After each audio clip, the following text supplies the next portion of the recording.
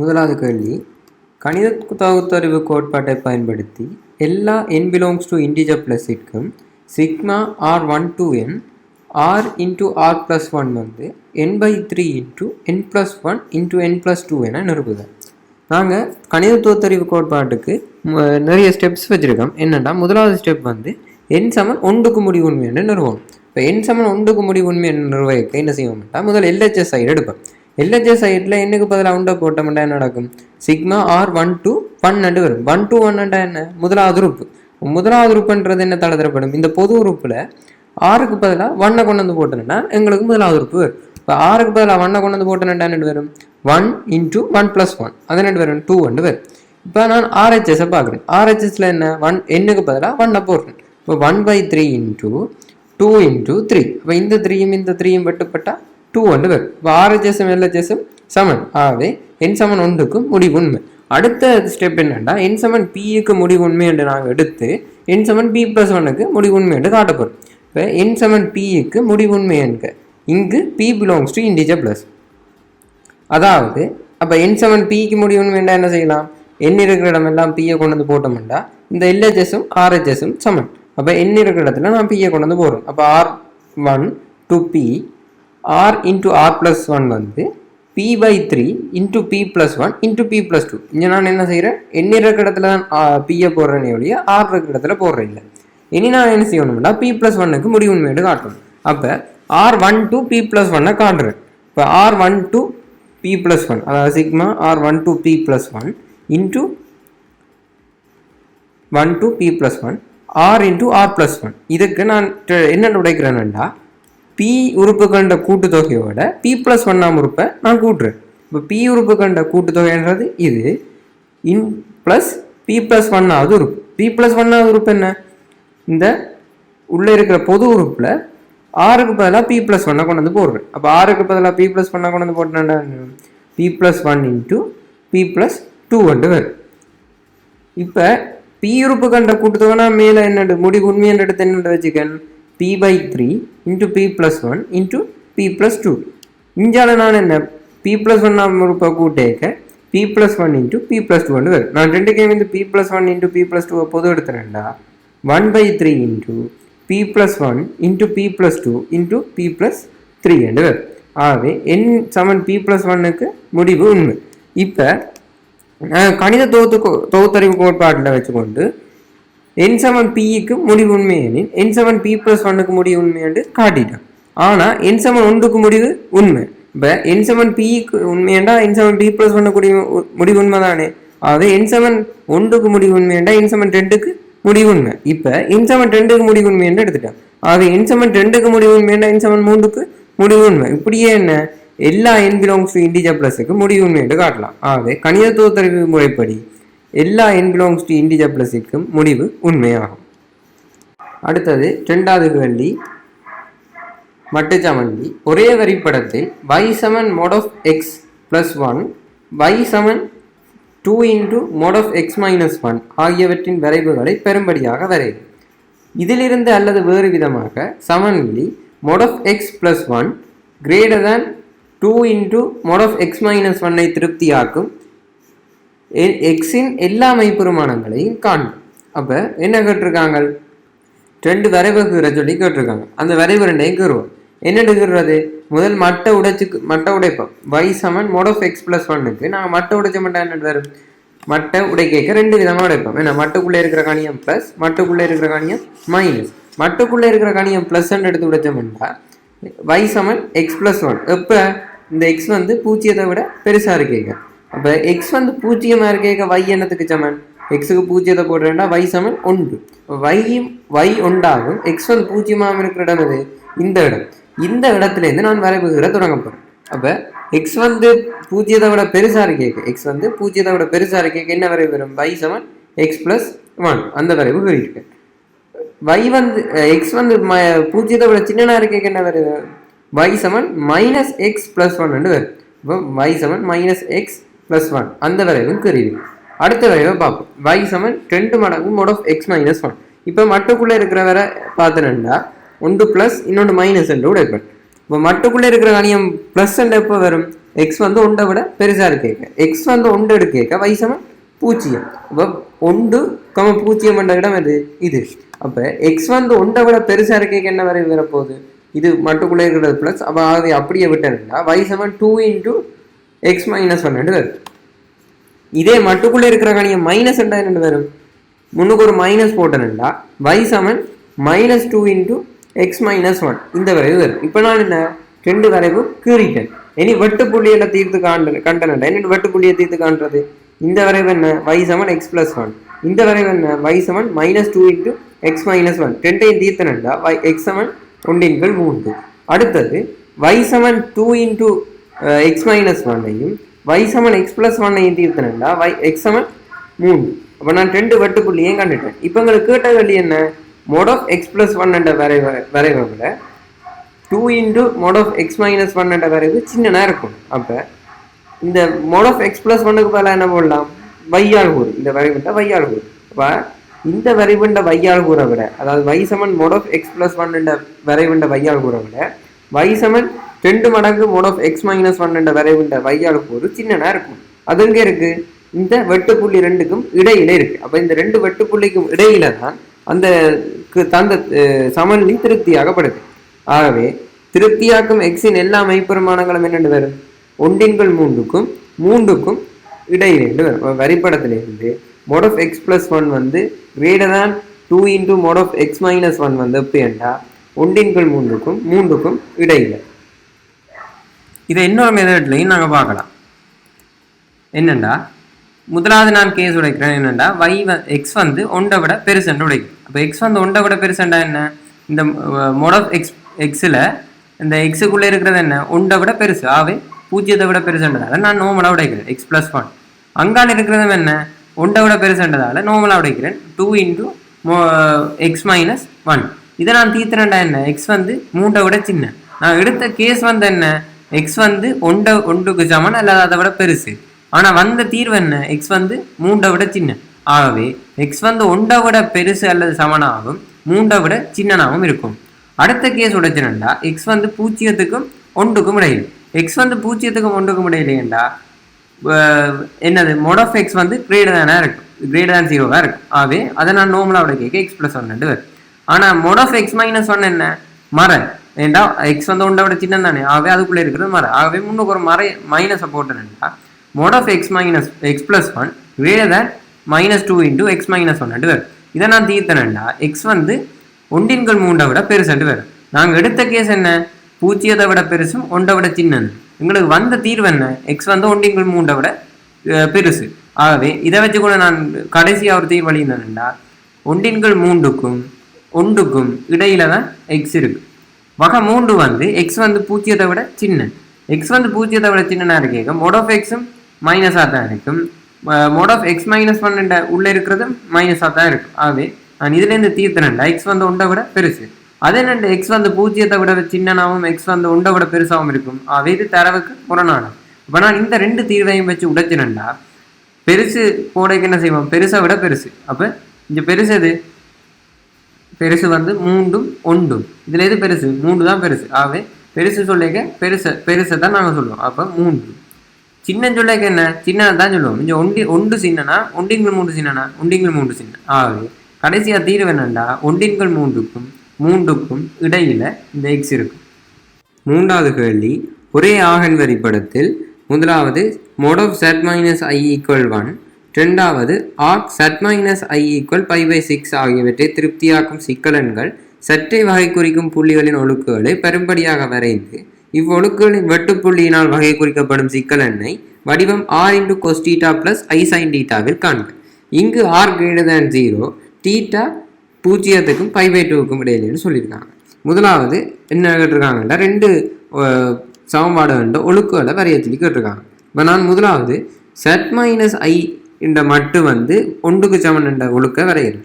அதாவது z - z0 = c என்ற ஒரு ஒழுக்கு இருக்குண்டா அதை என்னென்னு வரைகிறேன் z0 வகை குறிக்கும் புள்ளியினை மையமாகவும் c அலகினை ஆரியாகவும் கொண்ட வட்டம்.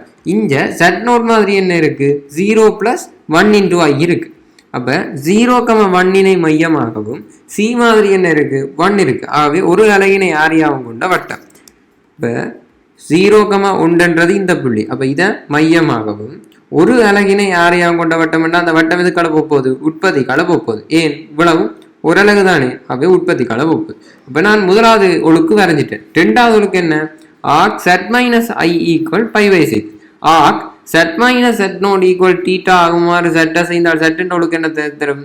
அதாவது செட் நோட்லேருந்து செட் நோட் வகை குறிக்கும் புள்ளியிலிருந்து ஆரம்பிக்கும் பாதி நேர்கோடு. அப்போ இங்கே அதே மாதிரி தான். அதாவது செட் மைனஸ் ஐன்றது அதாவது செட் நோடு என்ன தரப்படுது? 0 + 0,1. 0,1ன்றது இந்த புள்ளி. அப்போ இந்த புள்ளியிலிருந்து ஆரம்பிக்கும் பாதி நேர்கோடு அதுக்கிடையே அதாவது நேர் எக்ஸோட எத்தனை கோணமாக்கணும்? π/6 கோணத்தை ஆக்கணும். அப்போ π/6 கோணத்தை ஆக்கி கொண்டு இந்த பாதி மேல் நேர்கோடு வரப்போகுது. இப்போ நான் 2 ஒழுக்கும் வரைஞ்சிட்டேன். இதுல இருந்து ரெண்டும் வகை குறிக்கிற வெட்டு புள்ளியால வகை குறிக்கிற சிக்கல் என்ன? r × cos θ + I sin θ காண சொல்லி கேட்டிருக்காங்க. இப்ப இந்த வடிவத்துல காணணும்னா எங்களுக்கு என்னென்ன காணணும்? முதலாவது மட்டு காணணும், அடுத்தது வீசல் காணணும். இப்ப இந்த கோணம் எத்தனை கிடையோட π/6 ஆகுது. அப்ப இவ்வளவு π/6. அதோட இந்த 90 கூட்டினா இவ்வளவு என்னண்டு வரும்? 120 வரும். ஆனா இந்த பக்கமும் இந்த பக்கமும் சமன். ஏன்? ஆறு. ஆகவே இந்த கோணமும் சமனா இருக்கும். இவ்வளவு 120 மிச்சம் இவ்வளவு 60. ஆகவே இது 30, இது 30 வரப்போகுது. ஆகவே மேலோட வையச்சோட ஆக்கிற கோணம் 30 கிடை அதாவது எக்ஸோட ஆக்கிற கோணம் என்ன? 60 வரும். அப்ப நான் முதலாவது இது கண்டுட்டேன், இது தீட்டா கண்டுட்டேன், 60 வகையா இருக்கு. அடுத்தது நான் காண வேண்டியது மட்டு காணும். இவ்வளவு என்ன? ஒரு அலகு. இவ்வளவு என்ன பாக? 30 பாக. அப்போ 1 cos 30. இஞ்சால என்ன? 1 cos 30. அப்போ 1 cos 30 + 1 cos 30 2 cos 30 வரும். இப்போ 2 cos 30 என்னத்துக்கு சமன்? 2 தர cos 30 என்னத்துக்கு சமன்? cos 30 √3/2. அந்த 2 இந்த 2 மட்டுப்பட்டா அது மட்டு என்ன தரப்படும்? √3. ஆகவே நான் இந்த r × cos θ + I sin θ வடிவத்தில் எழுதலாம். மட்டு தெரியும் எங்களுக்கு என்ன? √3. ஆகவே √3 ஆருக்கு பதிலாக √3 போட்டேன்டா √3 × தீட்டாக்கு பதிலாக என்ன? நான் π/3 என்று கண்டுட்டேன். ஆகவே √3 × cos π/3 + I sin π/3 என்று வரும். அடுத்தது நாலாவது கேள்வி. ஒவ்வொரு இலக்கமும் ஒரு தடவை மாத்திரம் பயன்படுத்தப்பட்டால் 1, 2, 3, 4, 5 எனும் இலக்கங்களிலிருந்து 5 இலக்கங்களை கொண்ட எத்தனை வெவ்வேறு எண்களை ஆக்கலாம்? இவ்வெண்களில் எத்தனை இரட்டை எண்கள் உள்ளன? எத்தனையில் 3,4 ஆகிய இலக்கங்கள் அடுத்தடுத்து உள்ளன? இப்ப 5 இலக்கங்கள் இருக்கு. என்ன? 1, 2, 3, 4, 5. அந்த 5 இலக்கங்களையும் பயன்படுத்தி ஒரு இலக்கம் ஒரு தடவை மாத்திரம் வந்துச்சுன்னா இத்தனை இலக்கம் ஆக்கலாம். இப்போ நான் என்ன செய்யறேன்டா 5 பாக்ஸ் மாதிரி இருக்கிறேன். அந்த 5 பாக்ஸையும் நான் 5 இலக்கங்கள் வார மாதிரி எடுத்துக்கொள்றேன். இப்போ முதலாவது பெட்டியை நான் எத்தனை வழியில நிரப்பலாம்? 5 வழியில நிரப்பலாம். ஏன்? என்னட்ட 5 நம்பர் இருக்கு. அந்த 5 நம்பர்ல ஏதோ ஒரு நம்பரை போடலாம். இப்போ அதுக்குள்ள ஒரு நம்பரை போட்டுட்டேன்டா. இப்போ என்னட்ட எத்தனை நம்பர் இருக்கு? 4 நம்பர் தான் இருக்கு. இப்போ நான் அதுக்கு அடுத்த பட்டி எத்தனை வழியில் நிரப்பலாம்? 4. அப்படியே 3, 2, 1, 2 இப்படியே குறைஞ்சு கொண்டு போகுது. அப்போ நான் ஆக்கக்கூடிய வழிகள் எண்ணிக்கை எத்தனை வரும்? அவ்வளோத்தையும் பெருக்கிறதுக்கு சமனா இருக்கு. ஆகவே 5 தர 4 தர 3 தர 2 தர 1 5 ஃபேக்டோரியல் 120 வரும். இப்போ முதலாவது பாட்டுக்குள்ள போவோம். எத்தனை இரட்டை எண்கள் உள்ளன்னு இருக்கு. இரட்டை எண்ணா என்ன? கடைசி இலக்க பெட்டிக்குள்ள 2 அல்லது 4. இதுல இப்ப எங்களுக்குள்ள என்ன இரட்டை எண் வரணும்னா கடைசி பெட்டிக்குள்ள இரட்டை எண் வரணும். ஆனா இங்க என்ன 1 தொடக்கம் 5 மட்டும் தான் எங்கள்ட்ட லெட்டர்ஸ் இருக்கு. ஆகவே 2,4 வந்துச்சுன்னா தான் இரட்டை எண்ணா இருக்கும். அப்ப நான் முதலாவது கடைசி பட்டியை நிரப்ப பார்க்கிறேன். கடைசி பட்டியல் எத்தனை வழியில் நிரப்பலாம்? 2 வழியில தான் நிரப்பலாம். 2 அல்லது 4 தானே நான் அதுக்குள்ள போடலாம். அதே 2 வழியில தான் நிரப்பலாம். அப்ப கடைசி பட்டியை நான் 2 வழியில நிரப்பிட்டேன்டா 2 வழியில நிரப்பலாம். இப்ப கடைசி பட்டிக்குள்ள ஏதோ ஒரு இலக்கத்தை போட்டுட்டேன் தானே. அப்ப இப்ப என்னட்ட மிச்சம் எத்தனை இலக்கம் இருக்கு? 4. அப்ப அடுத்த முதலாவது பட்டிக்குள்ள போட்டேன்டா 4 வழியில போடலாம். அடுத்தது 2 லெட்டர்ஸ் போட்டுட்டேன், இலக்கங்கள் போட்டுட்டேன். ஆகவே அடுத்த பட்டி 3, 2, 1. ஆகவே நான் கடைசியா என்ன போடலாம்? 2 தர அதாவது முதலாவது கடைசி பட்டிக்குள்ள நிரப்பக்கூடிய வழிகள் 2, 2 தர 4 தர 3 தர 2 தர 1, 2 வரும். அப்ப இது என்ன வரும்? 4 ஃபேக்டோரியல். 2 தர 4 ஃபேக்டோரியல். அதை சுருக்கினா 48 வரும். அடுத்தது கேட்டிருக்காங்க ரெண்டாவது பார்ட். எத்தனையில் 3,4 ஆகிய இலக்கங்கள் அடுத்தடுத்து உள்ளன? 3,4 ஆகிய இலக்கங்கள் அடுத்தடுத்து உள்ளன. முன்பின்னு நான் கேட்கல. அடுத்தடுத்து உள்ள என்ன ஒன்று 3 முன்னுக்கு இருக்கலாம் அல்லது 4 முன்னுக்கு இருக்கலாம். அப்போ நான் என்ன செய்யறேன்டா 3,4 2 லெட்டர்ஸையும் ஒன்றா சேர்த்து கட்டுறேன். இப்போ என்ன எத்தனை லெட்டர்ஸ் இருக்கு? 4 லெட்டர்ஸ் தான் இருக்கு. அந்த 4 லெட்டரையும் வரிசை மாற்றம் செய்யக்கூடிய எண்ணிக்கை எத்தனை? 4 ஃபேக்டோரியல். ஏன் 4 வெவ்வேறான இலக்கங்கள் தானே, அப்போ 4 ஃபேக்டோரியல் 2 பேர். ஆனா இந்த 3,4 என்ன தங்களுக்குள்ள இடம் மாத்தலாம் தானே. இந்த தங்களுக்குள்ள இடம் மாத்தலாம்ன்றதால அந்த 4 ஃபேக்டோரியலை திருப்பி என்ன 2ஆல பெருக்க வேண்டி வரும். ஆகவே 4 ஃபேக்டோரியல் இன்டு 2 வந்து வரும் 48. அடுத்தது 5வது கேள்வி. ஆல்ஃபா கிரேட்டர் தேன் 0 என கொள்வோம். Limit 1 minus cos alpha x இன் கீழ் square root of 4 plus x கேட் minus square root of 4 minus x கேட் சமன் 16 இருக்கத்தக்கதாக அல்ஃபாவின் பெருமானத்தை காண்போம். இப்போ நாங்கள் மேலே கீழே அல்ஃபாவுக்கு எக்ஸுக்கு பூஜ்ஜியத்தை போட்டோம்னா தேரா வடிவம் தான் பெறப்போகுது. என் மேலே பூஜ்ஜியம் கீழே பூஜ்ஜியம் தேரா வடிவம் பெறப்போகுது. நான் என்ன செய்யறேன்டா 1 மைனஸ் cos alpha x என்றா அது இந்த உடன்புணரி 1 plus cos alpha x ஆல மேலே கீழே பெருக்கிறேன். அல்லது நீங்க என்ன cos alpha x அரைக்கோணத்துல உடைக்கலாம். ஒன்றையும் கொசையும் கண்டா என்ன செய்வீங்க? அரைக்கோணத்துல உடைப்பீங்க. அப்படியும் செய்யலாம். நான் என்ன செய்யறேன்னா 1 plus cos alpha x ஆல மேலையும் கீழையும் பெருக்கிறேன். மேல 1 plus cos alpha x ஆல பெருக்க 1 minus cos squared alpha x என்று வரும். அதுக்கு பதிலாக நான் என்ன போடலாம்? sin squared alpha x என்று போடலாம். கீழே அதன் உடன்முறையால் நான் பெருக்கினால் 1 plus cos alpha x இருக்கு. கீழே மேலே இருந்த அந்த 4 square root of 4 plus x squared minus square root of 4 minus x squared அப்படியே இருக்கு.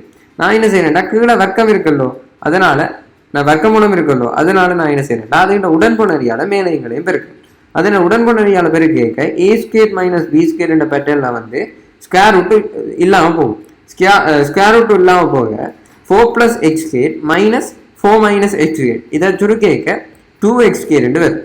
ஆகவே limit x tends to node ஆக sin squared alpha x equal 2x squared தேரா வடிவம் தராத மிச்ச அவலத்தையும் நான் உண்டா வச்சிருக்கேன். Square root of 4 plus x squared plus square root of 4 minus x squared equal 1 plus cos alpha x. நான் இவர் என்ன செய்யறேன்டா sin theta over theta என்ற பேட்டர்னுக்கு மாத்துறேன். அப்ப limit x tends to node ஆக sin alpha x equal alpha x முழுவதும் வர்க்கம். நான் இங்க இதை சுருக்கிறதுக்கான என்ன போட்டிருக்கேன்? அல்பா வர்க்கத்தை உள்ள கொண்டு வந்திருக்கேன். அப்ப நான் அதால அல்பா வர்க்கத்தால பெருக்கிறேன். அல்பா வர்க்கத்தின் கீழ் இந்த மேல போட்டிருந்த இந்த 2 அப்படியே கீழே வருது இன்டு அங்கே தேரா வடிவம் தராத அவலத்தையும் அப்படி எழுதுறேன். இனி என்ன சுருக்குறேன்? இதுக்கு sin theta over thetaக்கு பதிலாக என்ன போடலாம்? 1 அதுகிட்ட வர்க்கம் என்றதால 1 வர்க்கம். இங்கால அல்பா வர்க்கத்தின் கீழ் 2 தர 4 plus x squared plus 4 minus x squared இந்த ரூட்டுக்கு பதிலாக நான் என்ன போடலாம்? எக்ஸுக்கு நோட் போட்டேன்டா 4 plus 4 ரெண்டு square root of 4 plus square root of 4 அது ரெண்டு வரும் 2 plus 2 4 ரெண்டு வரும். கீழே எக்ஸுக்கு நான் நோட் போட்டேன்டா ஹோஸ்ட் நோட் என்ன 1 ஆகவே 1 plus 1 2 என்றதால இந்த சுருக்கேக்க அல்ஃபா ஸ்கொயர் ரெண்டு வரும். ஆனால் எங்களுக்கு தந்திருக்காங்க இது என்னத்துக்கு சமனா? 16க்கு சமன். அப்போ அல்ஃபா ஸ்கொயர் 16க்கு சமன்டா அல்ஃபா என்னத்துக்கு சமன்? 4க்கு சமன். ஏனண்டா இங்க அல்பா வந்து கிரேட்டர் than 0 ஆகவே அல்பா வந்து என்ன -4 வராது. இப்ப நாங்க 6வது கேள்வியை பார்ப்போம். y சமன் x வர்க்கம் y சமன் 10x - x வர்க்கம் என்னும் வளைகளினால் உள்ளடக்கப்படும் பிரதேசத்தின் பரப்பளவு 1/3 சதுர அலகுகள் என காட்டட்டாம். இப்ப முதல் 2 வரைவையும் ஒரு பெரும்படியா வரைவோம். அதாவது வந்து y சமன் x வர்க்கம் வரைவு இப்படி ஒரு வரை வரும். y சமன் 10x - x வர்க்கம் என்ற வரைவு இப்படி ஒரு கர்வ் கிராஃப் ஒன்று வரப்போகுது. மைனஸ் வந்தபடியா இந்த வடிவம் கவுண்ட். இது ரெண்டும் உள்ளடக்கிற பிரதேசம் வந்து இதாத்தான் இருக்க போகுது. இப்ப இதுக்கு பிறகு இடைப்பற்ற புள்ளிகள் 10 காணணும். இடைப்பற்ற புள்ளிகள் என்ன? 0ம் 1 தான் இந்த 2 புள்ளியும் இடைப்பட்ட போகுது. அப்ப இது ரெண்டையும் உள்ளடக்கப்பட்ட பரப்பு காணணும்னா 0லேருந்து 1 மட்டும் இந்த வரைவுண்ட dx, அதாவது அது வந்து என்னன்னா 2x - x வர்க்கம் மைனஸ் x வர்க்கம் dx. அப்ப 2 இந்த வரைவில் வந்து என்னண்டா x - x வர்க்கம் dx தொகையிடணும் 0லேருந்து 1 என்ற ரேஞ்சுக்கு. அப்ப அதை வந்து தொகையிட்டா பெருமானம் தொகையிட்டு வர வந்து x தொகையிட்டா என்ன? x வர்க்கத்தின் கீழ் 2 மைனஸ் x வர்க்கத்தை தொகையிட்டா - x கனத்தின் கீழ் 3 வரும். அப்ப அதுல என்ன சுருக்கினா 0 1 ரேஞ்சுக்கு 1/3 சதுர அலகுகள் என்று வரும். அடுத்ததா நாங்க 7வது கேள்வியை பார்ப்போம். 7வதுல வந்து தீட்டா வந்து நோட்டுக்கும் π/4க்கும் இடையில இருக்காம். x வந்து 3 sin வர்க்கம் θ/2 y வந்து sin கனம் θ எனும் பரமாண சமன்பாடுகளில் ஒரு வளையில் பெறப்பட்டுள்ளது. dy இன்கிள் dx வந்து sin 2 θ என காட்டுக. அதை காட்டினா பிறகு C மீது உள்ள ஒரு புள்ளி P யில் இருக்கும் தொடலின் படித்திறன் √3/2 எனின் P ஐ ஒத்த பெருமானம் தீட்டாவின் பெருமானத்தை காணட்டாம். முதலாவதா என்ன செய்யணும்? முதல் x ல இருக்கிறத தீட்டா உரிச்சு வகைட்டா dx/dθ வகைகிறது, மற்ற y ல இருக்கிறத தீட்டா உரிச்சு வகைகிறது dy/dθ. அப்ப ரெண்டையும் வகைட்டா என்ன வரும்? 3 sin வர்க்கம் θ/2 3 முன்னுக்கு எடுக்கிறது, sin வர்க்கத்தை வைட்டா 2 sin θ/2, பிறகு sin θ வகைட்டா cos θ/2 வரும். பிறகு அந்த θ/2 வகைட்டா அரை என்று வரப்போ இது சரி. பிறகு y dy/dθ வகைட்டா என்ன? 3 sin வர்க்கம் θ sin θ வகைட்டா cos θ வரும். அப்ப dy இன்கிள் dx வந்து dy இன்கிள் dθ into dθ இன்கிள் dx வரும். அப்ப அதை சுருக்கினா sin 2θன்றது நேர நாங்கள் ஆன்சரா எடுக்கலாம். அதுக்கு பிறகு C மீது உள்ள ஒரு புள்ளி P யில் இருக்கும் தொடலியின் படித்திறன் √3/2. தொடலியின் dy/dx C மீது உள்ள ஒரு புள்ளி P என்றா P யில் இருக்க √3/2. அப்ப sin 2θ வந்து என்ன? √3/2. அப்ப 2θ என்ன? sin 2θ sin x வந்து √3/2 x வந்து 60 பா. அப்ப 2θ π/3 என்றா θ வந்து π/6. ஏன் நாங்கள் இதில் π/3 மட்டும் எடுக்கிறோம்டா, இங்க பாருங்க θ வந்து நோட்டுக்கு π/4 என்ற ரேஞ்சுக்கு, அப்ப 2θ வந்து π/2 என்ற ரேஞ்சுக்கெல்லாம் இருக்கேனும்ன்றாக்காண்டி இப்படி எடுக்கிறோம். இப்ப எட்டாவது கேள்விய பார்ப்போம். உற்பத்தியின் ஊடாகவும் 10x சக 3y சய k சமன் 0 x சய y சக 1 சமன் 0 என நேர்கோடுகளின் வெட்டு புள்ளியின் ஊடாகவும் செல்லும் நேர்கோடு L என கொள்வோம். இங்கு k வந்து 0க்கு சமன்ற ஒரு மாறிலி L இன் சமன்பாட்டை k இன் சார்பில் காண்க. 1,1 3,4 ஆகிய இரு புள்ளிகளும் L இன் ஒரே பக்கத்தில் உள்ளன என தரப்பட்டுள்ளது. அப்ப அதை வச்சு k வந்து 18 விட சின்னன் என காட்டுக. இப்ப L என்ற சமன்பாடு இருக்கு. L என்ற சமன்பாடு என்ன? 2x + 3y சய k சக lambda, அதாவது வந்து 2க்கு நேர்கோட்டுக்குள்ளாலையும் போகணும்டா k அந்த இதை வச்சு lambda எடுத்தா lambda சமன் k என்று வரும். இப்படி u சக lambda v சமன் 0 ரெண்டு நேர்கோட்டுக்குள்ளாலையும் போகணும்டா. இங்க நாங்கள் k என்று எடுத்தா lambda சார்பான தொடர் வந்து k என்று வரும். அப்ப அந்த சமன்பாடு என்ன வரும்? இத lambda lambdaவை k என்றே வச்சா சுருக்க இப்படி ஒரு இதான் வரப்போகுது. சரியோ? அடுத்து பிறகு பாருங்க 1,1 3,4 ஒரே பக்கத்திலே இருக்கான். ஒரே பக்கத்துல என்ன? இந்த நேர்கோட்டில் அந்த ரெண்டு புள்ளிகளையும் பிரதியிட்டு பெருக்கிறது வந்து என்னவா இருக்கும்? பெரிது 0 இருக்கும். ஆகவே அதை வச்சு என்ன செய்யலாம்? k வந்து 18 விட சின்னன்னு காட்டலாம். இதை விட்டு நாங்கள் வேற வழியிலையும் செய்யலாம். எந்த வழி? இதுல வச்சு lambdaவுக்கு வேற தொடர்பு 1/k என்ற தொடர்பு எடுத்தா, lambdaவுக்கு 1/k என்ற தொடர்பு எடுத்தாலும் நாங்கள் இப்படி சுருக்குறதன் மூலம் இப்படியான ஆன்சர் எடுத்துக்கொள்ளலாம். இப்ப 9வது கேள்வியை பார்ப்போம். A 1,2 என்ற புள்ளி, B -5,4 என்பதை ஆள்கூறா கொண்ட புள்ளி எனவும், S என்பது AB ஒரு விட்டமாக கொண்ட வட்டம் எனவும் கொள்வோம்.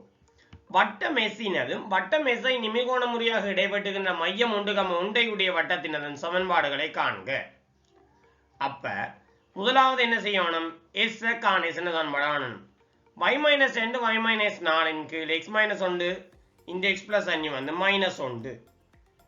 அப்ப வட்டத்தின் சமன்பாடு என்ன? விட்டத்தை கொண்ட வட்டத்தில AB ஐ விட்டமாக கொண்ட சமன்பாடு காணணும்டா x - 1 x சக 5 இதுல -5 கிடக்கு பிளஸ் y - 2 தர y - 4 சமன் 0. அதான் S என்ற சமன்பாடா இருக்கு. நிமிர்கோண முறையா வெட்டணும்டா ஒரு சமன்பாடே இருக்கு. அதை பாவிக்கலாம். என்னண்டா 2g × g' சக 2f × f' என்று வரும். அந்த gfன்றதெல்லாம் இடையில வார இது. நீங்க நம்பர் ஒரு வட்ட சமன்பாடு பார்த்திருந்தாலே x வர்க்கம் சக y வர்க்கம் சக 2gx சக 2fy + c சமன் 0 என்றதான் ஒரு காமனான சமன்பாடு. அதை வச்சு இதுல gmf நீங்க கண்டுபிடிச்சீங்கண்டா, இதுல வந்து gfc என்பதை கண்டுபிடிச்சீங்கண்டா, இதுல நிமிர்கோண முறையை இடைவெற்ற அந்த வட்டத்தின் சமன்பாடை காணலாம். இதை வேற வழியிலையும் செய்யலாம். வேற வழியில செய்யறேன்டா அந்த கோணத்தின் அந்த படித்திறனை பெருக்கியும் செய்யலாம். அந்த மெத்தடிலையும் இது வந்து செஞ்சிருக்கு. இப்ப நாங்க பாட்டையில கடைசி கேள்வியை பார்ப்போம். x வந்து நோட்டுக்கும் π/2க்கும் இடையில இருக்கிற சமன்பாடு cos x ஆக cos 2x ஆக cos 3x வந்து sin x ஆக sin 2x ஆக sin 3x தீக்கட்டா. இந்த சமன்பாடை தீக்கேக்கு என்ன செய்யணும்டா முதல் cos x cos 3x கூட்டினா என்ன வரும் 10 cos 2x cos x சக cos 2x வரும். இங்கேயும் அதே மாதிரி x 3x இருக்கிறதையும் கூட்டினா இப்படி வரப்போகுது. அதாவது இங்க sin x ஆக sin 3x வந்து 2 sin 2x cos x வரும். அப்ப இதுல வந்து cos 2x போது எடுக்கலாம் இல்ல sin 2x போது எடுக்கலாம். 2 cos x ஒன்று வெட்டலாம். ஏனெண்டா 2 cos x ஒன்று பூஜ்ஜியத்துக்கு சமனா இருக்கா அடி வெட்டலாம். அது சமனா இருக்கவும் இருக்கா. ஏனெண்டா இது என்ன பெருமானம் எடுத்தாலும் அது ஒன்றை கூட்டினா இது வேற போகுது. பூஜ்ஜியத்தை விட பெருசா இருக்கு. அப்ப இது ஒன்றை விட பெருசுனோடியா பிரிக்கலாம். sin 2x cos 2x வந்து ஒன்று வரும். அப்ப tan 2x ஒன்று 2x வந்து என்ன வரும் π/4. அதாவது அந்த நோட்டுக்கு π/2 ரேஞ்சுக்கு. அப்ப x வந்து π/8 எடுக்கும். இதோட பாட்டை மொத்த கேள்வியும் முடிஞ்சுது. அடுத்தது வந்து 11வது கேள்வி.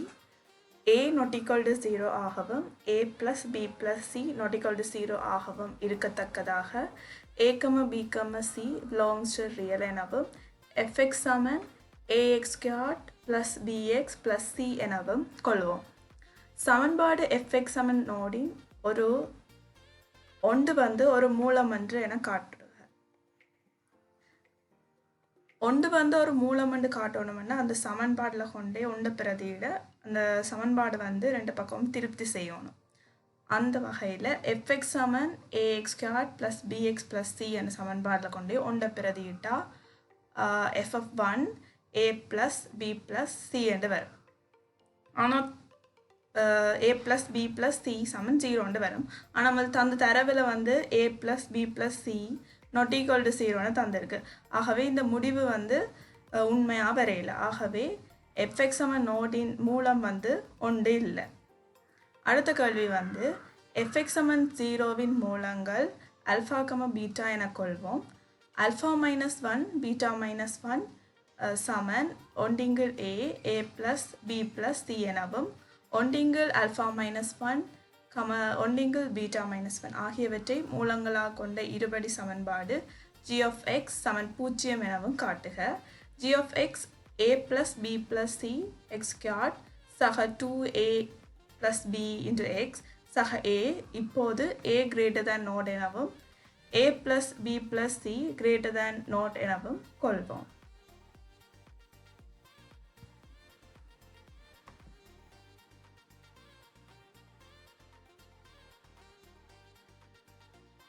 alpha plus beta alpha into beta காணணும். alpha plus beta வந்து மைனஸ் எக்ஸின் குணகத்தின்கள் எக்ஸ் வர்க்கத்தின் குணகம். அதே மாதிரி alpha beta வந்து மாறிலின் கீழ் எக்ஸ் வர்க்கத்தின் குணகம். அதே அந்த வகையில் alpha plus beta வந்து மைனஸ் b upon a வரும். alpha into beta c upon a வரும். அடுத்தது வந்து alpha minus beta into beta minus 1 காணணும். bracket நீங்கள் சுருக்கினா alpha beta minus alpha plus beta plus 1 வரும். alpha beta கண்டு வச்சுக்கிறோம் c upon a. அதே மாதிரி alpha plus beta கண்டுட்டா minus b upon a. அப்போ பிரதியிட்டு சுருக்கினா a plus b plus c over a வரும். அடுத்தது வந்து ஒன்றிங்கில் alpha minus 1 ஒன்றிங்கில் beta minus 1 மூலங்களாக கொண்ட இருபடி சமன்பாடு கேட்டது. அப்போ ஒன்றிங்கில் alpha minus 1 alpha 1 வைப்போம். அதே மாதிரி ஒன்றிங்கில் beta minus 1 beta 1 வைப்போம். அவை alpha 1 beta 1 மூலங்களாக கொண்ட இருபடி சமன்பாடு x minus alpha 1 into x minus beta 1 சமன் 0. இதை பிரக்கெட் சுருக்கினா x வர்க்கம் சய alpha 1 plus beta 1 into x சக alpha 1 into beta 1 சமன் 0 வரும். அதுக்கு நாங்கள் alpha 1 plus beta 1 காணணும். அதே மாதிரி alpha 1 into beta 1 காணணும். alpha 1 plus beta 1 வந்து என்னென்னா ஒன்றிங்கில் alpha minus 1 plus ஒன்றிங்கில் beta minus 1. இதை போமாசி எடுத்து சுருக்கினா மேலே alpha plus beta minus 2 over alpha minus 1 into beta minus 1 வரும். alpha minus 1 into beta minus 1 முதலே கண்டு வச்சுக்கிறோம். இதை கொண்டு அதில் பிரதியிடணும். அதே மாதிரி alpha plus beta ஏற்கனவே தெரியும். அதையும் கொண்டு பிரதிட்டு சுருக்கினா இந்த ஆன்சர் வரும். இனி வந்து alpha 1 into beta 1 காணணும். அது ஏற்கனவே தெரியும். இதை alpha 1 ஒன்றிங்கில் alpha minus 1 beta 1 ஒன்றிங்கில் beta minus 1 அந்த பெருக்கினா ஒன்றிங்கில் alpha minus 1 into beta minus 1 வரும். alpha minus 1 into beta minus 1க்கு பதிலாக இதை பிரதிட்டு சுருக்கினா இப்படி வரும். இனி தேவையான சமன்பாடு வந்து இந்த alpha 1, beta 1ஐ மூலங்களாக கொண்ட இருபடி சமன்பாடு. அப்போ இதில் கொண்டு வந்து பிரதியிட்டா இப்படி வரும். இதில் கடைசியாக வந்து பகுதியே இல்லாமல் பண்ணணும்னா a + b + c-ஆல் ரெண்டு பக்கமும் பெருக்கினா கடைசி ஆன்சர் வந்து இப்படி வரும். ஆகவே இதில் gfx வந்து நோட் வரும். இதில் gfx தான் இது விளாம். அதாவது gfx வந்து a + b + c into x வர்க்கம் சக 2a சக b into x சக a into வரும். இவ்வளோ தான் gfx.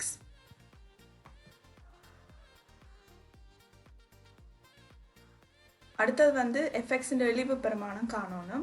அதுக்கு வந்து fx-ன்ற கோவையை வந்து நிறைவர்க்க கோவையாக மாற்றணும். இதில் ax² + bx + c இதை வந்து நாங்கள் நிறைவர்க்கமாக்கணுமெண்டா இங்கே x வர்க்கத்தின குணகம் வந்து a-ஆக இருக்குது.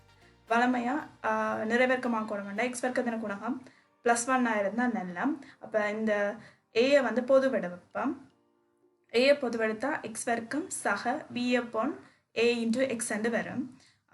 இனி நிறைவேற்கமாக்கணும்னா இங்கே x வர்க்கம் இருக்குது. அப்போ ஆகவே x வரும். சக எங்கள் எக்ஸுன்ற குணகம் வந்து b/a தானே a பொதுவெடுத்தா. அப்போ அது நிறவாசி வந்து b/2a வரும். அப்போ x + b/2a முழுவதின் வர்க்கம்னு வரும். இனி இதை ப்ராக்கெட் நீக்கினா a × x² வரும். அப்போ a × x² வந்து இருக்குது. அதே மாதிரி 2 × a × x × b/2a சுருக்கினா bx இருக்குது. ஆனால் b² over 4a² into a பெருக்கினா b² over 4a வரும். அது இங்கே இல்லை, முதல்ல இல்லை. அப்போ ஆகவே அதை கழிக்கணும். அப்போ b² over 4a கழிப்போம். இங்கால +c இருக்குது. இனி வந்து இதை வந்து 4 மாசி எடுத்து சுருக்கினா இங்கே -b² - 4ac over 4a வரும். இந்த b² - 4ac ஏற்கனவே தந்திருக்கு டெல்டாண்டு. அப்போ அதுக்கு பதிலாக டெல்டாண்டு பிரதிக்கிட்டா -delta over 4a வரும். இதில் வந்து fx-ன்ற இழிவு பெருமானம் கேட்டிருக்குது.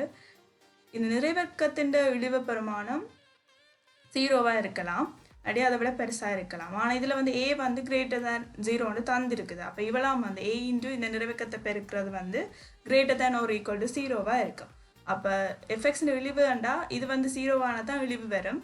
அப்போ fx-ன்ற இழிவு பெருமானம் வந்து -delta over 4a. அது எப்போ அது இழிவாகுதுண்டா இந்த இவ்வளவு வந்து 0-ஆகணும். அப்போ 0-ஆகணும்னா x-க்கு வந்து -b/2a வர்றதுக்கு தான் fx வந்து இழிவாகுது. அப்போ fx-ன்ற இழிவு பெருமானம் -delta over 4a வருது. அடுத்தது வந்து m1 வந்து -delta over 4a தந்திருக்குது. m2-வை உயிர்த்தறிய சொல்லியிருக்குது. m2 அதே மாதிரி வரும். இங்கே மைனஸ் இருக்கிறபடி இங்கே மைனஸ், இங்கே டெல்டா இருக்கிறபடி இங்கே ஒரு டெல்டா டேஷ் வரும் over 4 × a மாதிரி அங்கே வந்து a + b + c இருக்குது. இனி டெல்டா டேஷை காணும். டெல்டா டேஷ்ன்றது என்ன? b வர்க்கம் செய்ய 4ac. இங்கே b மாதிரி 2a + b முழுவதின் வர்க்கம் இருக்குது. -4 × a மாதிரி a + b + c இருக்குது. c மாதிரி a இருக்குது. இதை சுருக்கினா b வர்க்கம் - 4ac. b வர்க்கம் - 4ac என்றது டெல்டாவாக இருக்கும்.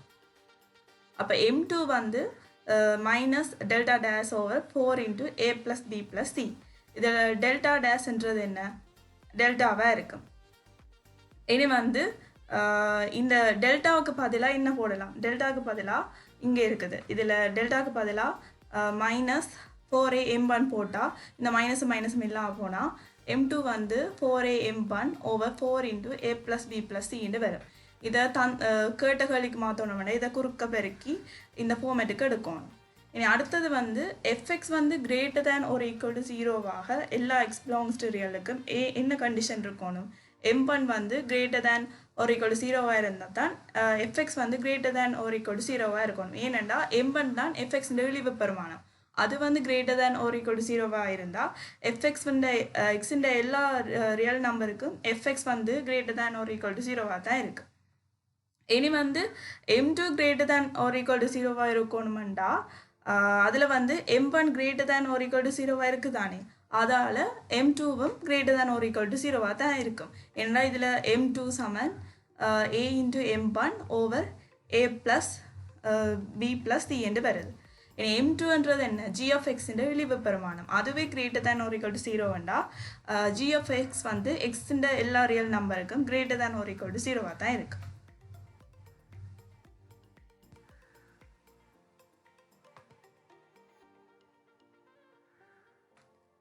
அடுத்தது வந்து b part p of x Saman x cube plus 2x squared plus 3x minus 1 எனவும் q of x x squared plus 3x plus 6 எனவும் கொள்வோம்.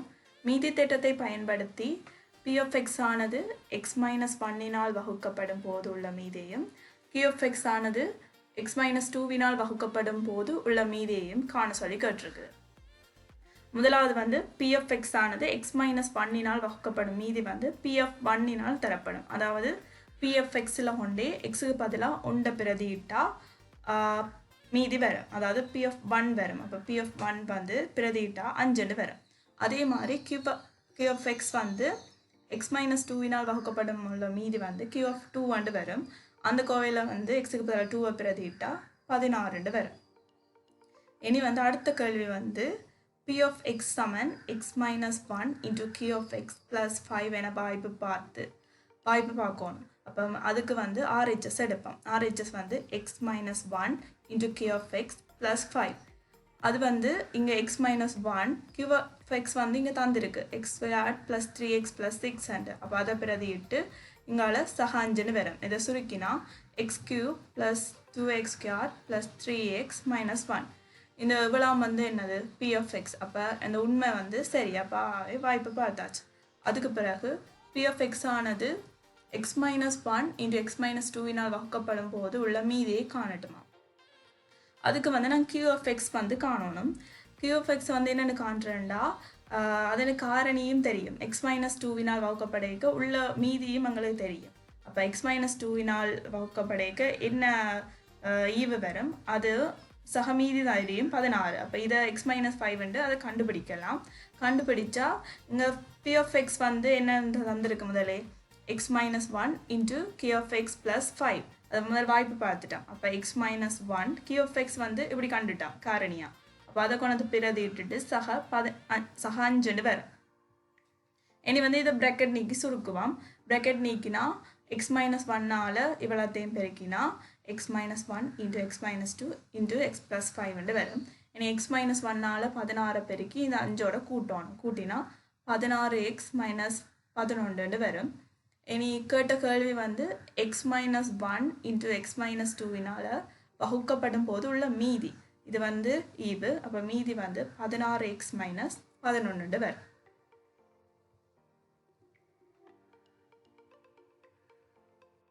இப்போ நாங்கள் 12வது வெளியே பார்ப்போம். n belongs to z plus என கொள்வோம்.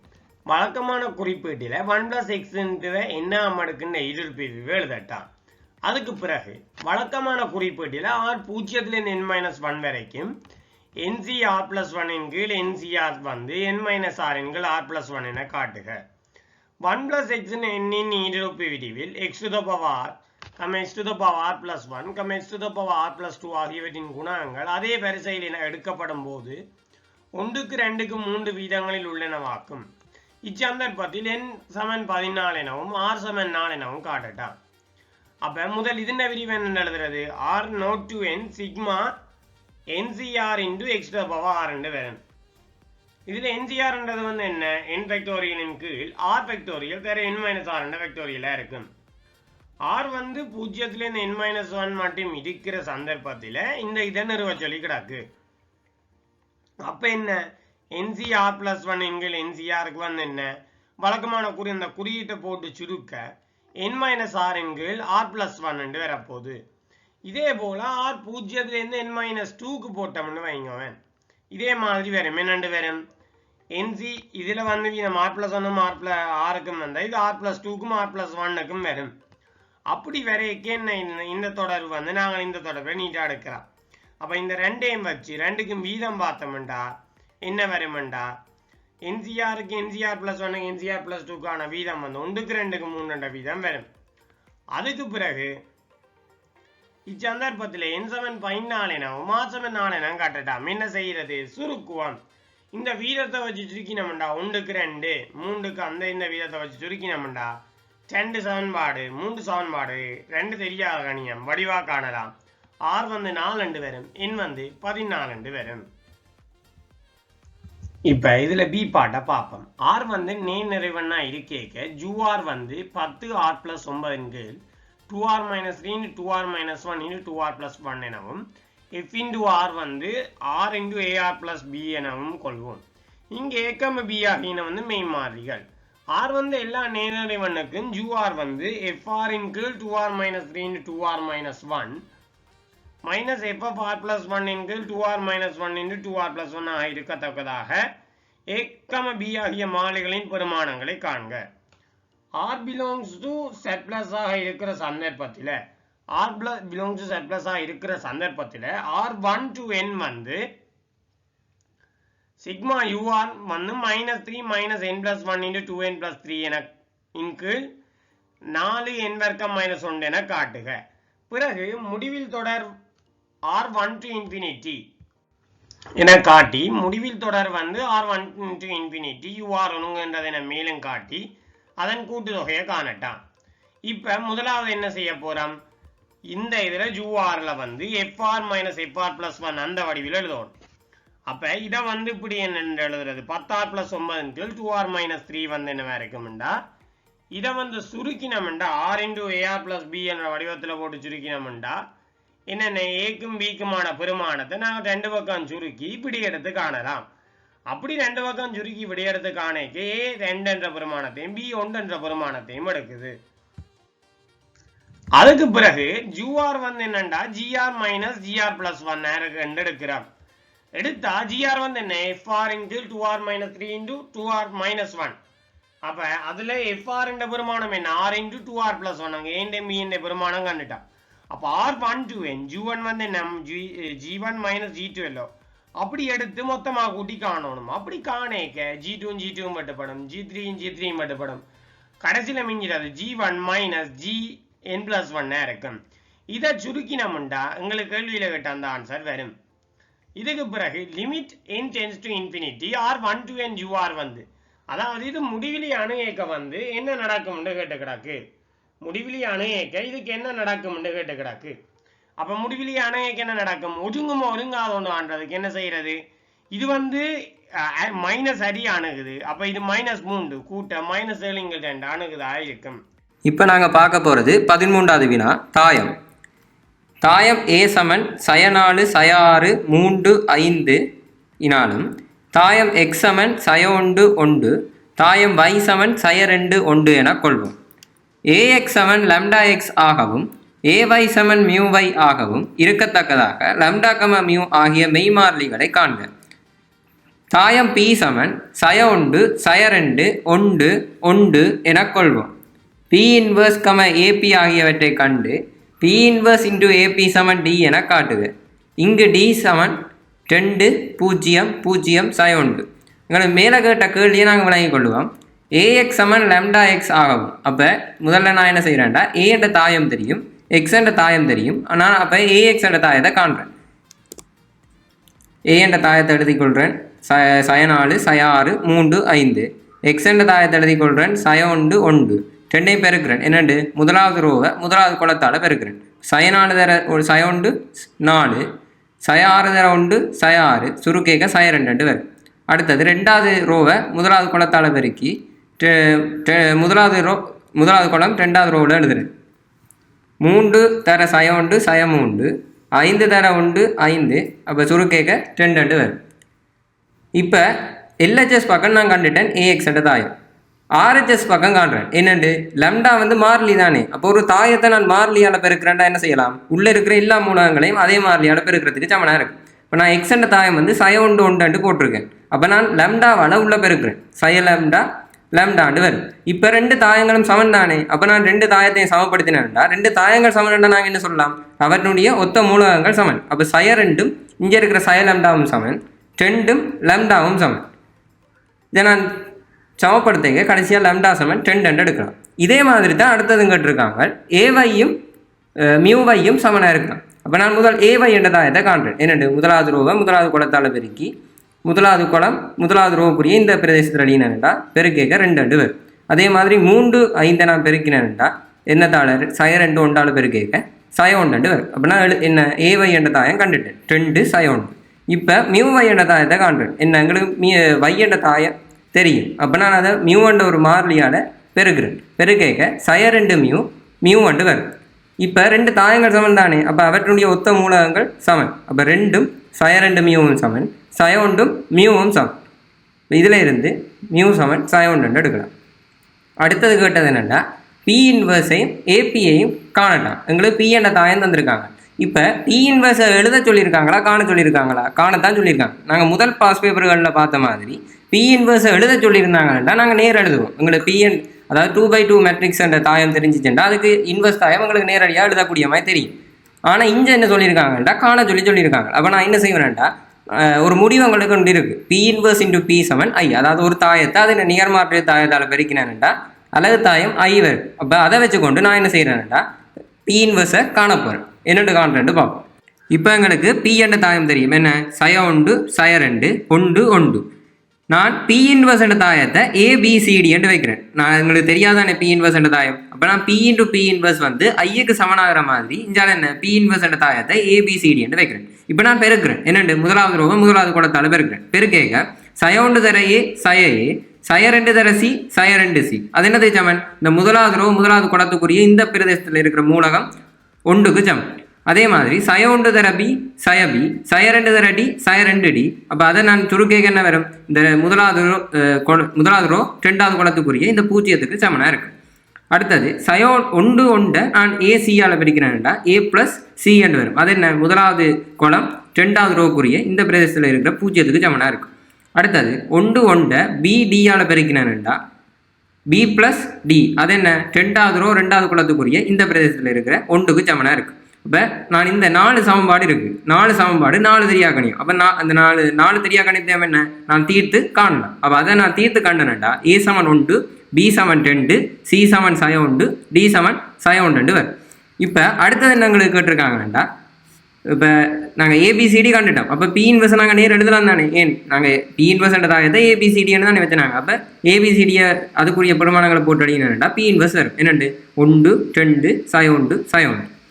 இனி நான் ஏபி என்ற தாயத்தை காண சொல்லியிருக்காங்க. அப்போ ஏபி என்ற தாயத்தை காண்றேன். என்னண்டு சய 4 சய 6 என்ற முதலாவது ரோவை சய 1 1 என்ற முதலாவது குளத்தால் பெருக்கி முதலாவது குளம் முதலாவது ரோவுக்குரிய இந்த பிரதேசத்தில் எழுதுறேன். பெருக்கினாண்டா என்ன சய 4 தர சய 1 4 சய 6 தர சய 2 12 சுருக்கேக்க 10 சய 2 வரும். அடுத்து சய 6 தர 1 சய 2 வரும். அது சுருக்கேக்க சய 2 வரும். அடுத்தது சய 4 சய 6 சய 2 1ஆல் பெருக்கேக்க என்னென்ன 10 வரும். அதனால் இதில் எழுதிக்கொள்ளும். அடுத்தது 3 5 சய 1 1ஆல் பெருக்கினேன்டா 10. அதனால் இதில் எழுதிக்கொள்கிறேன். அடுத்தது 2வது ரோ 2வது குளத்தால் பெருக்கினேன்டா 3 தர சய 2 சய 6 5 தர 1 5 அதை சுருக்கேக்க சய 1 வரும்.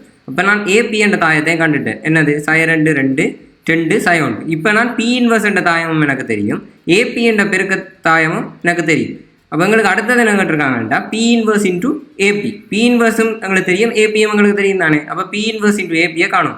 அதுக்குரிய ஓர்டரில் நான் வச்சு எழுதினேன்டா 1 2 சய 1 சய 1. அதாவது பி இன்வர்ஸ் என்ற தாயம். அடுத்தது ஏபி என்ற தாயம் சய 2 2 2 சய 1.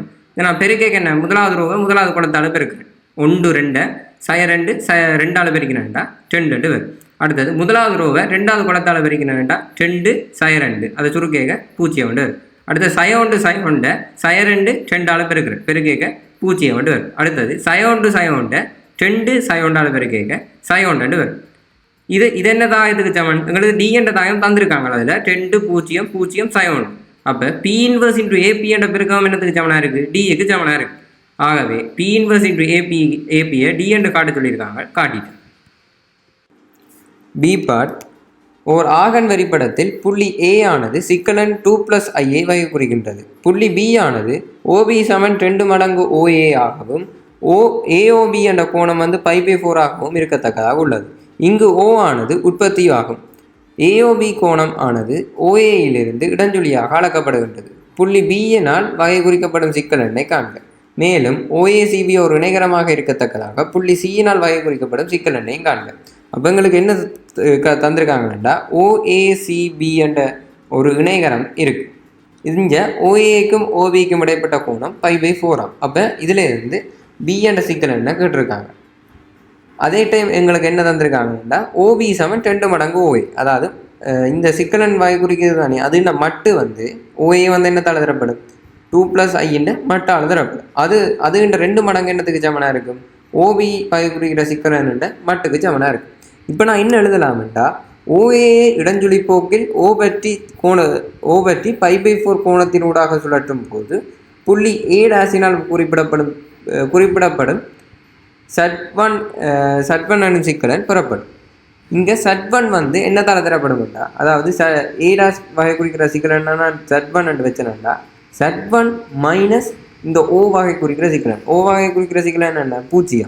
அப்போ சட்வன் மைனஸ் 0 என்னத்துக்கு சமனாக இருக்குமாண்டா ஏ, அதாவது இந்த சிக்கலன் வகை குறிக்கிற இந்த புள்ளி வகை குறிக்கிற சிக்கலன்லேருந்து இந்த புள்ளி வகை குறிக்கிற சிக்கலன்னா கழிக்கணும். அப்போ 2 + iலேருந்து 0 கழிச்சுனா அது 2 + i தான் இன்ட்டு இந்த இடைப்பட்ட கோணம் இருக்கല്ലോ π/4, அது இந்த கொஸ்ஸும் கொஸ் π/4 ப்ளஸ் i இன்ட்டு சைன் π/4 வரும். இதை நான் சுருக்கி கொண்டு போயிருக்கேன். கடைசி என்ன வரப்போகுது, 1/√2 மடங்கு 1 + 3i என்று வரப்போகுது. இப்போ நான் என்ன கண்டுட்டேன், ஏ டேஸ் அதாவது ஓஏயை ஒரு π/4 கோணத்தினாடாக திருப்பேக்க கிடைக்கிற சிக்கலன் ஓ ஏ டேஸை கண்டுட்டேன். ஆனால் எங்களுக்கு தெரியும் என்ன, ஓஏயும் ஓ ஏ டேஷும் சமன். ஏன், நான் அந்த பக்கத்தை பக்க நிலத்தை மாற்றாமல் அதே பக்க நிலத்தை வச்சுக்கொண்டு தான் திருப்புறேன். அப்போ ஓஏயும் ஓஏ டேஷும் சமன். ஆனால் எங்களுக்கு தந்திருக்காங்க ஓபியும் 2 மடங்கு ஓஏயும் சமனா. ஆனால் நான் ஓஏக்கு பதிலாக என்ன போடலாம், ஓஏ டேஷை போடலாம். அப்போ ஓபியும் 2 மடங்கு ஓஏ டேஷும் சமன். அப்போ எங்களுக்கு நாங்கள் சொல்லலாம் புள்ளி பியினால் வகை குறிக்கப்படும் சிக்கலனை நான் சட்டு கொண்டு வச்சேன்டா, சட்டு என்னத்தால் தரப்படும் 2 மடங்கு சட்வனால் தரப்படும். அப்போ சட்டு வந்து √2 × 1 + 3i. அப்போ புள்ளி பியினால் வகை குறிக்கப்படும் சிக்கலன் நான் கண்டுட்டேன் சட்டு, அது வந்து √2 × 1 + 3i.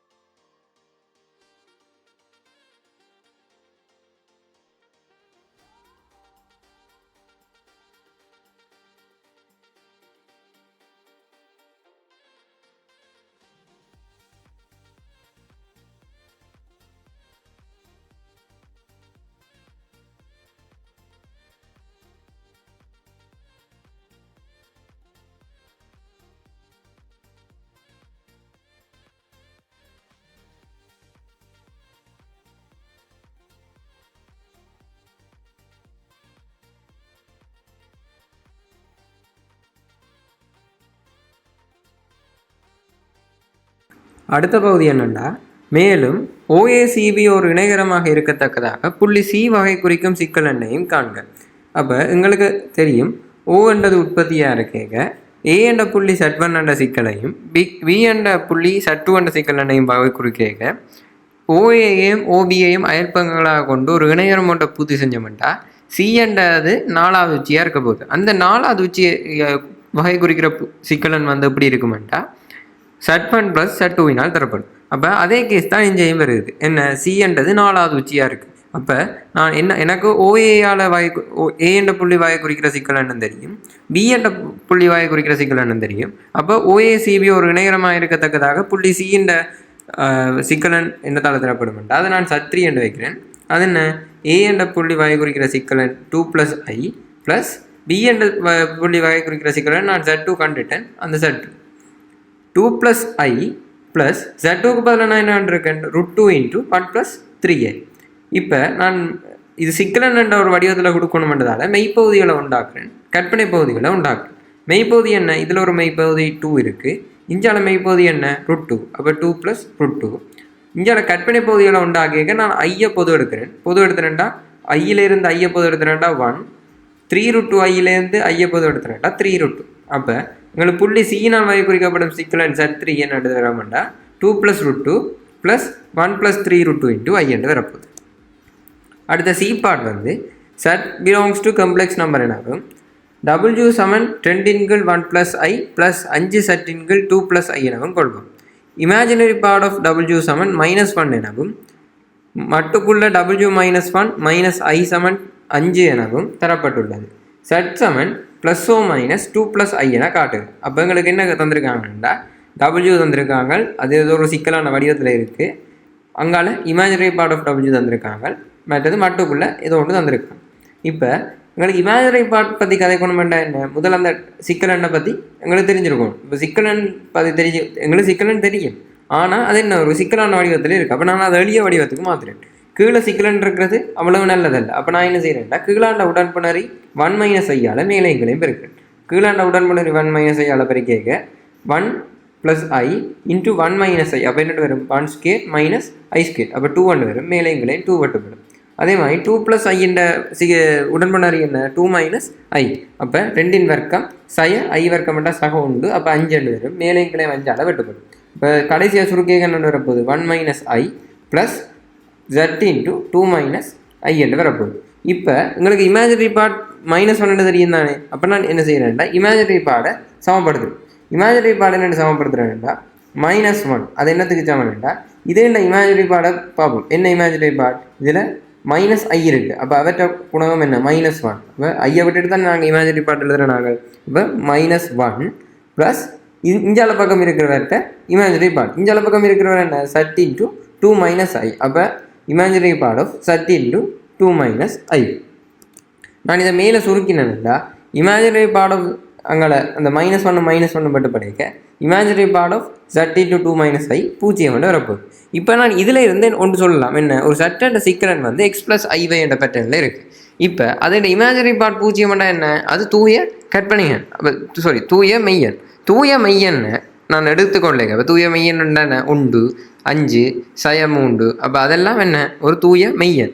அதுண்ட உடன்புணரியும், அதாவது அதுண்ட உடன்புணரி Z பாரும் அதே எண்ணை தான் தரும். இப்போ 3 உடன்புணரி என்ன, அதுக்கு 3 தான். ஏன் அங்கே சிக்கலனில் அந்த I பகுதி என்ன இல்லை. அப்போ I பகுதி இருந்தால் தான் என்ன அதுவும் ஒரு சிக்கலனும் அதுண்ட உடன்புணரி சிக்கலனும் வேறு வேறையாக இருக்கும். இப்போ I பகுதி இல்லாட்டி 2 சிக்கலனுமே சமன். அதே தான் இங்கேயும் வெளியிருக்கோம். என்ன அது imaginary part 0 என்றதால் Z into 2 minus ஐயும் Z இன்ட்டு 2 மைனஸ் I முழுவதின் பாரும் சமனாக இருக்க போகுது. நான் முழுவதின் பாரை தனித்தனியோட கேட்க Z bar into 2 plus I என்று இங்கே மைனஸ் I இருக்குது. அது உடன்புணரி Z bar into 2 plus I என்று வரப்போகுது.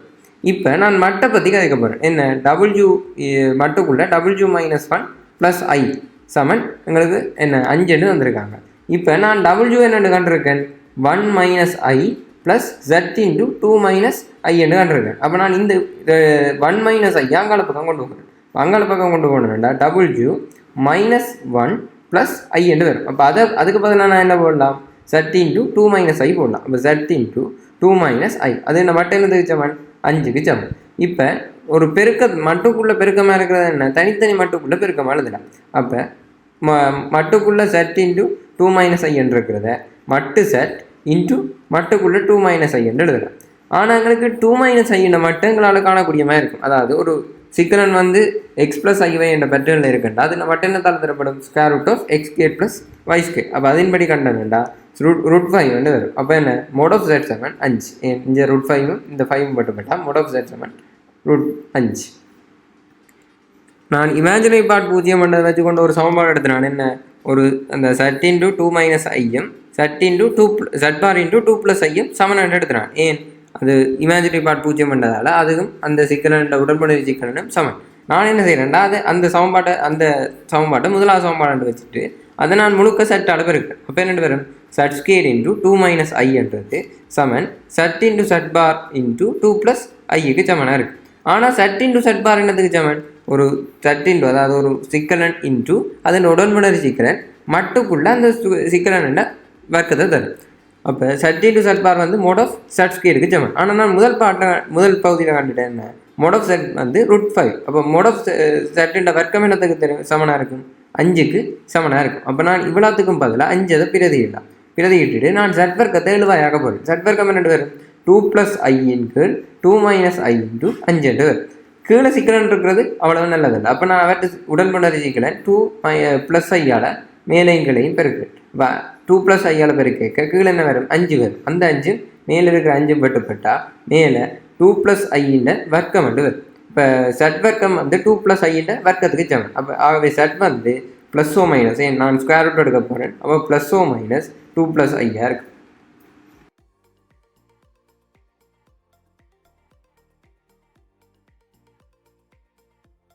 இப்போ நாங்கள் 14வது கேள்வி பார்க்க போகிறோம்.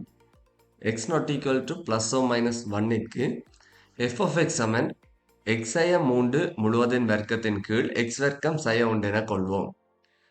எஃப் ஆஃப் எக்ஸின் பெறுதி எஃப் டேஷ் எக்ஸ் ஆனது எஃப் டேஷ் எக்ஸ் சமன் 2 இன்டு எக்ஸய 3 இன்டு 3x சய 1 கீழ் எக்ஸ் வர்க்கம் சய 1 முழுவதின் வர்க்கம் இனால் தரப்படும் என காட்டுக.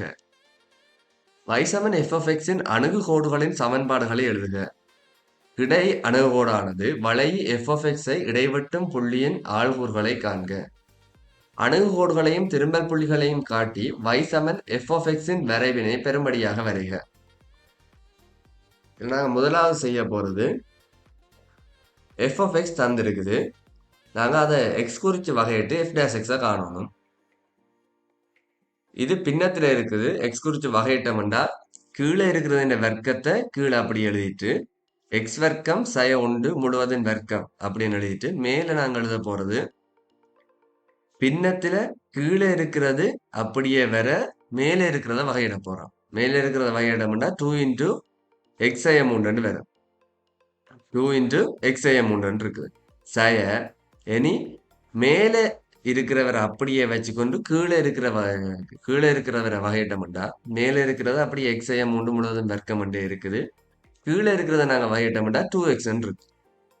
இதை நாங்கள் இனி சுருக்கி விட்டோம்னா அதிலிருந்து 2 இன்டு எக்ஸய 3 பொது எடுத்து விட்டோம்னா இந்த வடிவத்துக்கு வரப்போகுது.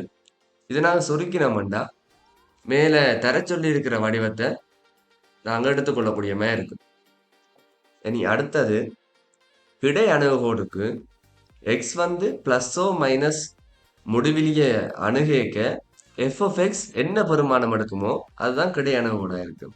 அந்த சந்தர்ப்பத்தில் எஃப் ஆஃப் எக்ஸ் வந்து ஒன்றுன்ற பெருமானத்தை எடுக்க போகுது. அப்போ எங்களுக்கு கிடை அணுகுகோடு இதாக இருக்குமெண்டா y சமன் 1 கிடை அணுகுகோடாக காணப்பட போகுது. அதுக்கு அடுத்தது நிலைக்குத்து அணுகுகோடை நாங்கள் பார்க்கறதுக்கு எஃப் ஆஃப் எக்ஸ் முடிவிலிய இருக்கேக்க எங்களுக்கு கிடைக்கப்படுற எக்ஸின் பெருமானத்தை பார்க்க போகிறோம். இப்போ எக்ஸ் வந்து 1 இருக்கேக்க முடிவிலியில் போக போகுது. அதே எக்ஸ் வந்து 1 விட ஒரு கொஞ்சம் சின்ன பெருமானத்தை எடுக்க மைனஸ் முடிவிலியாக இருக்கும். அதே நேரம் எக்ஸ் வந்து 1 விட ஒரு கொஞ்சம் பெரிய பெருமதியை எடுக்க நேர் முடிவிலியாக அணுக போகுது. அதே மைனஸ் 1 விட கொஞ்சம் சின்ன பெருமதியை எடுக்க எஃப் ஆஃப் எக்ஸ் வந்து முடிவிலியாக அணுக போகுது. எக்ஸ் வந்து மைனஸ் 1 விட கொஞ்சம் பெரிய பெருமதியை அணுக மைனஸ் முடிவிலியை அணுக போகுது. ஆகவே நிலைக்குத்து அணுகுகோடு எக்ஸ் சமன் 1 எக்ஸ் சமன் சய 1 ஆகும். ரெண்டு அணுகுகோடுகளையும் கண்டுட்டோம். நிலைக்குத்து அணுகுகோடையும் கிடை அணுகுகோடையும் கண்டுட்டோம். அடுத்தது எங்களை கேட்டது வந்து கிடை அணுகுகோடு அதாவது y சமன் 1 இருக்கேக்க அதில் எக்ஸின் பெருமானம் என்னென்னு காண போகிறோம். y சமன் 1 இருக்கேக்க என்ன இடைவற்ற அந்த வரைவு வந்து இடைவற்ற புள்ளியை நாங்கள் பார்க்க போகிறோம். அதுக்கு சமன்பாடு எங்களுக்கு வரைவின் சமன்பாடு தெரியும். எக்ஸ் வர்க்கம் சய 3 முழுவதின் வர்க்கத்தின் கீழ் எக்ஸ் வர்க்கம் சய 1 சமன் நாங்கள் கண்ட y வந்து எங்களுக்கு நாங்கள் கண்டு வச்சுக்கிறோம் அணுகுகோடின் சமன்பாடு வந்து y சமன் 1 அதுக்கு சமப்படுத்தி விட்டோம்னா நாங்கள் இடைவற்ற புள்ளியை காணக்கூடியமே இருக்கும். அதை படுத்தி விட்டுட்டு இதை குறுக்க பெருக்கினா எக்ஸ் வர்க்கம் சய 6x ஆக 9 சமன் எக்ஸ் வர்க்கம் சய 1 வரப்போகுது. இனி இதிலிருந்து எக்ஸ் வர்க்கம் பட்டுப்பட போகுது. 6x சமன் 10 வரப்போகுது. இனி இதிலிருந்து சுருக்கி எக்ஸ் நாங்கள் காணும். சுருக்கி கண்டமண்டா எக்ஸ் சமன் 5/3 வரப்போகுது. அப்போ நாங்கள் கண்டுபிடிச்சிட்டோம் கேட்ட கேள்விக்கானபடி. எனவே தேவையான புள்ளி 5/3, 1. இதுல தான் அந்த வரைவை அணுகோடு வெட்ட போகுது. இனி அதுக்கடுத்தது திரும்பல் புள்ளி பார்க்கறதுக்காக f'(x) சைவருக்கு சமப்படுத்தினோம்னா x7 3 இருக்கும், இல்லாட்டி x7 1/3 இருக்கும். ஆகவே 2 சந்தர்ப்பத்தில் நாங்கள் திரும்பல் புள்ளியை நாங்கள் பெறக்கூடிய மாதிரி இருக்கு. இனி சார்பு அதிகரிக்கும் சார்பா குறையும் சார்பான்னு பார்ப்போம். அந்த f(x) என்ற அந்த வரைவு இருக்குதானே, அதுல மைனஸ் முடிவிலியில இருந்து -1க்குள்ள ஒரு பெருமானத்தை f'(x)ல போட்டு பார்க்க எங்களுக்கு நேரில் ஒரு பெறுமதி வரப்போகுது. அதாவது பிளஸ்ல வந்துச்சுண்டா அது அதிகரிக்கும் சார்பா இருக்குது. இனி சய 1க்கும் 1/3க்கும் இடையில ஒரு பெறுமதியை போட்டு பார்க்க f'(x)ல அது நேர் பெறுமதியை தான் இருக்குது. ஆகவே அதிகரிக்கும் சார்பா இருக்கு. அதே நேரம் 1/3க்கும் 1க்கும் இடையில ஒரு பெறுமதியை f'(x)ல போட்டு பார்க்க மைனஸ்ல வருது. அதாவது மரக்குறியில வர்றதால அது குறையும் சார்பா இருக்க போகுது. இனி 1க்கும் 3க்கும் இடையில ஒரு பெறுமதியை போட்டு பார்க்க f'(x) இந்த குறி மைனஸா இருக்குது. ஆகவே குறையும் சார்பா இருக்கு. 3க்கும் நேர் முடிவிலிக்கும் இடையில ஒரு பெருமானத்தை போட்டு பார்க்க f'(x) இந்த குறி நேர்குறியா இருக்குது. ஆகவே அதிகரிக்கும் சார்பா இருக்கு.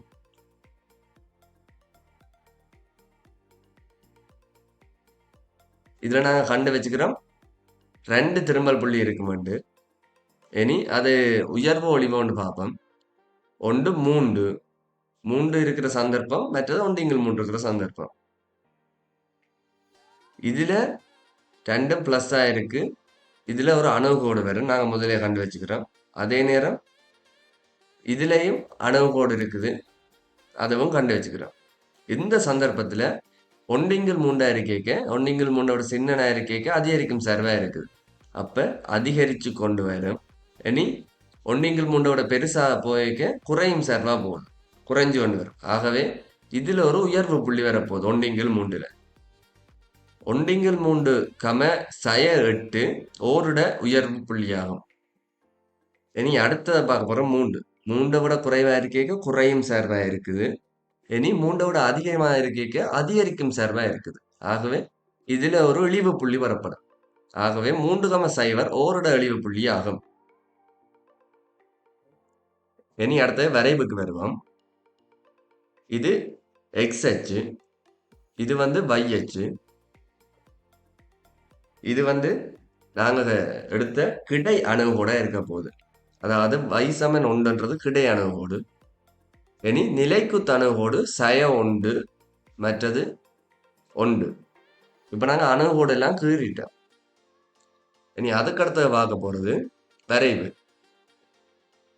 மைனஸ் முடிவிலியில இருந்து சய 1 வரைக்கும் எங்களுக்கு அதிகரிக்கும் சார்பு, அதே நேரம் கிடை அணுகோடு இருக்கிறதால அதுல ஸ்டார்ட் பண்ணி இந்த மாதிரி வரைவு வரப்போகுது. இனி அடுத்தது சய 1லிருந்து 1/3 மட்டும் எங்களுக்கு அதிகரிக்கும் சார்பா இருக்கும். அதே நேரம் எங்களுக்கு 1/3 சய 8ன்றது ஒரு உயர்வு புள்ளியா இருக்க போகுது. அப்ப வரைவு இப்படித்தான் வரப்போகுது. இனி 1/3க்கும் 1க்கும் இடையில எங்களுக்கு குறையும் சார்பா இருக்கும். 1ன்றது எங்களுக்கு அணுகோடு. ஆகவே வரைவு இந்த ஷேப்ல தான் வரப்போகுது. அடுத்தது 1ல இருந்து 3 வரைக்கும் குறையும் சார்பா இருக்கும். அதே நேரம் 3ல ஒரு திரும்பல் புள்ளி, அதாவது இழிவு புள்ளி ஒன்று பெறப்படும். 3,0ன்றது இழிவு புள்ளி. இதுக்கு இனி 3ல இருந்து முடிவிலி வரைக்கும் எப்படி மாறப்போகுதுண்டா அதிகரிக்கும் சார்பா இருக்கும். இதுல கிடை அணுகோடு இருக்கிறதால முடிவிலிக்கு போய் x அச்சு முடிவிலியா இருக்க நாங்க 1ன்ற பெறுமதிக்கு அணுகுவோம். ஆகவே வரைவு இந்த மாதிரி தான் வரப்போகுது.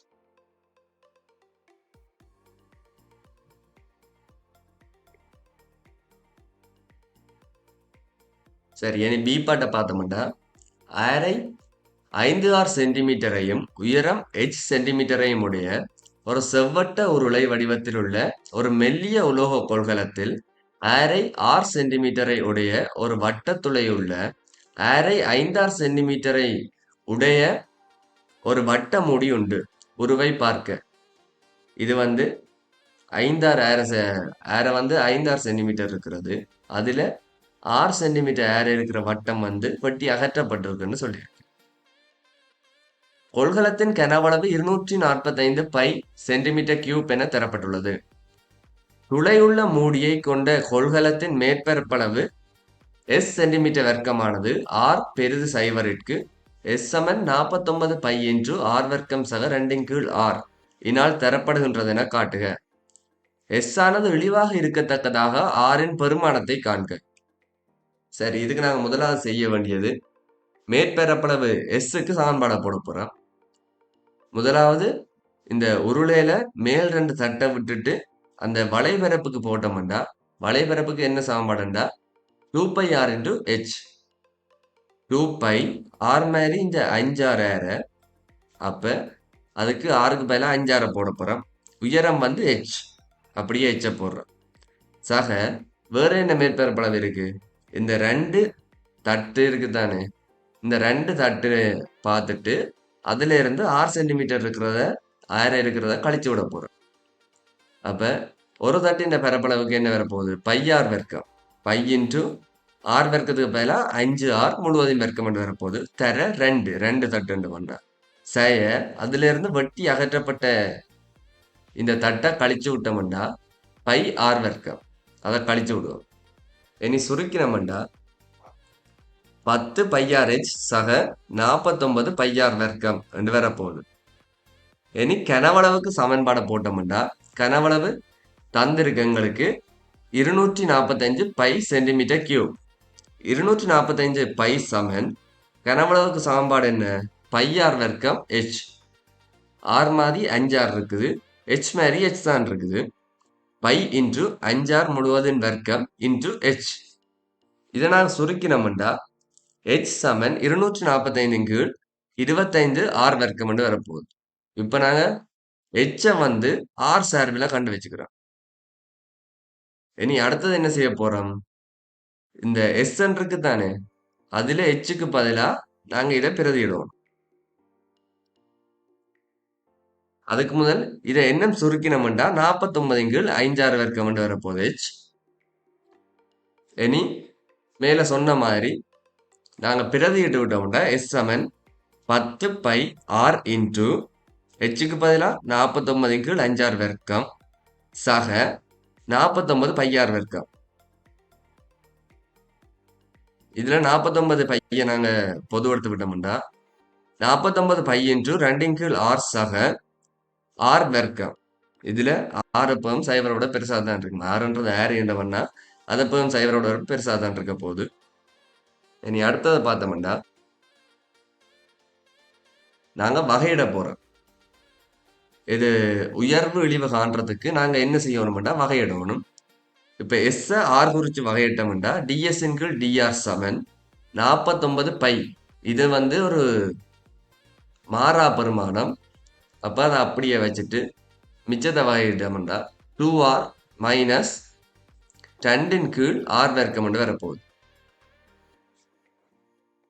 இனி DS கீழ் DR வந்து 0 ஆகிக்க R வந்து என்ன பெருமானமாக இருக்க போகுதுண்டா 2R சமன் 2 கீழ் R வர்க்கம் என்று வரப்போகுது. அப்ப R கியூப் சமன் 1 என்று வரப்போகுது. அப்ப R சமன் 1. R எப்பவும் சைவரோட பெருசா தான் இருக்க போகுது ஏரியன்றதால. ஆகவே அடுத்த ஸ்டெப்பை பார்த்தோம்டா சைவருக்கும் 1க்கும் இடையில R இருக்கேக்க DS கீழ் DR சைவரை விட சின்னனா இருக்கு. அதாவது மரப்பெருமானத்தை எடுக்க போகுது. அதே நேரம் 1 விட ஏரை வந்து பெருசா இருக்கேக்க R வந்து 1 விட பெருசா இருக்கிற சந்தர்ப்பத்துல DS கீழ் DR வந்து அதாவது வகையிட்ட DS கீழ் DR நேர்பெருமானத்துல இருக்க போகுது. அதாவது சைவரை விட பெருசா இருக்க போகுது. ஆகவே S வந்து இழிவாகிற சந்தர்ப்பம் வந்து R சமன் 1 இருக்கு.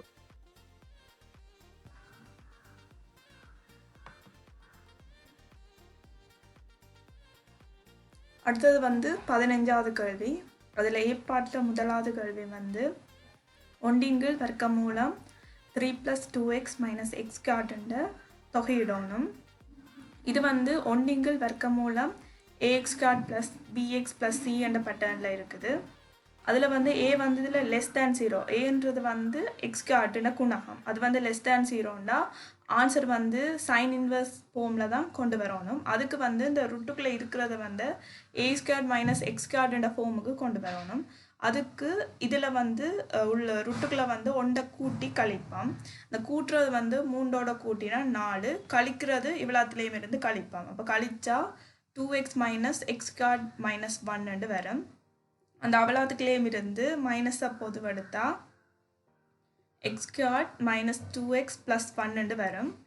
இந்த இவலாத்தையும் நாம் ஒரு ஒன்று முழுவதின் வர்க்கமாக கொண்டு வரணும். ஏனெண்டா a ஸ்கொயர் மைனஸ் எக்ஸ் ஸ்கொயர்ன்ற ஃபார்முக்கு தானே கொண்டு வரணும். இப்போ 4 வந்து 2 வர்க்கமாக போகலாம். இவலாத்தையும் எதுண்ட வர்க்கமாக போடலாம்டா எக்ஸ் மைனஸ் 1 முழுவதின் வர்க்கமாக போடலாம். அப்போ இதில் வந்து 2 வர்க்கம் சய எக்ஸ் மைனஸ் 1 முழுவதின் வர்க்கமாக போடலாம். அப்போ இதில் வந்து சைன் இன்வர்ஸ் விட வந்து எக்ஸ் அப்போன் ஏ ஓவர் எக்ஸின் குணகம்னு வரும். இங்கே எக்ஸ் மாதிரி எக்ஸ் மைனஸ் 1, அப்போ sine inverse X minus 1 over 2, ஏ மாதிரி 2 தானே, கீழே எக்ஸின் குணகம் வந்து 1, அப்போ இதில் 1 போட தேவையில்லை. சக சி, இதில் வந்து சி வந்து எதிர்ச்சை மாறிலி.